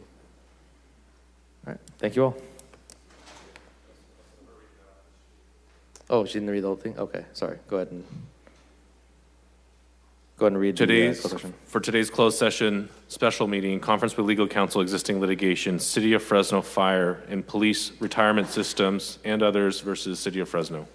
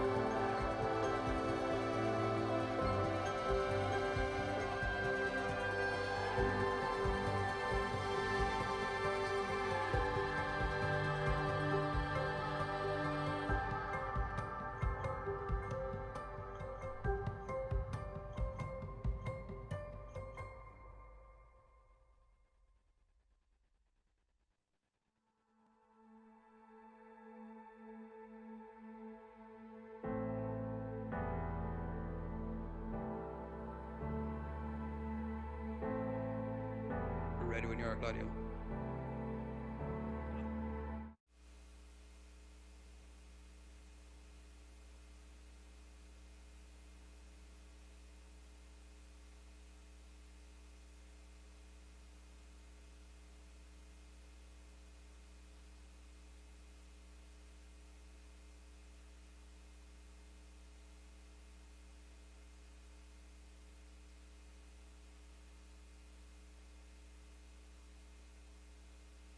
Okay, one last report out of closed session. As to item 5G, conference with legal counsel, anticipated litigation, one potential case. The Fresno City Council in closed session by a vote of 4-0 with one abstention, authorizing the city attorney to retain counsel with expertise to pursue all legal avenues against the state of California and high-speed rail to defend against any tax splitting with high-speed rail. The motion was made by Councilmember Arias, Councilmember Richardson being the second. Yes votes were Councilmembers Vang, Arias, Council President Esparza, and Councilmember Richardson. Absent were Councilmembers Carbasi and Maxwell. And that will adjourn our meeting.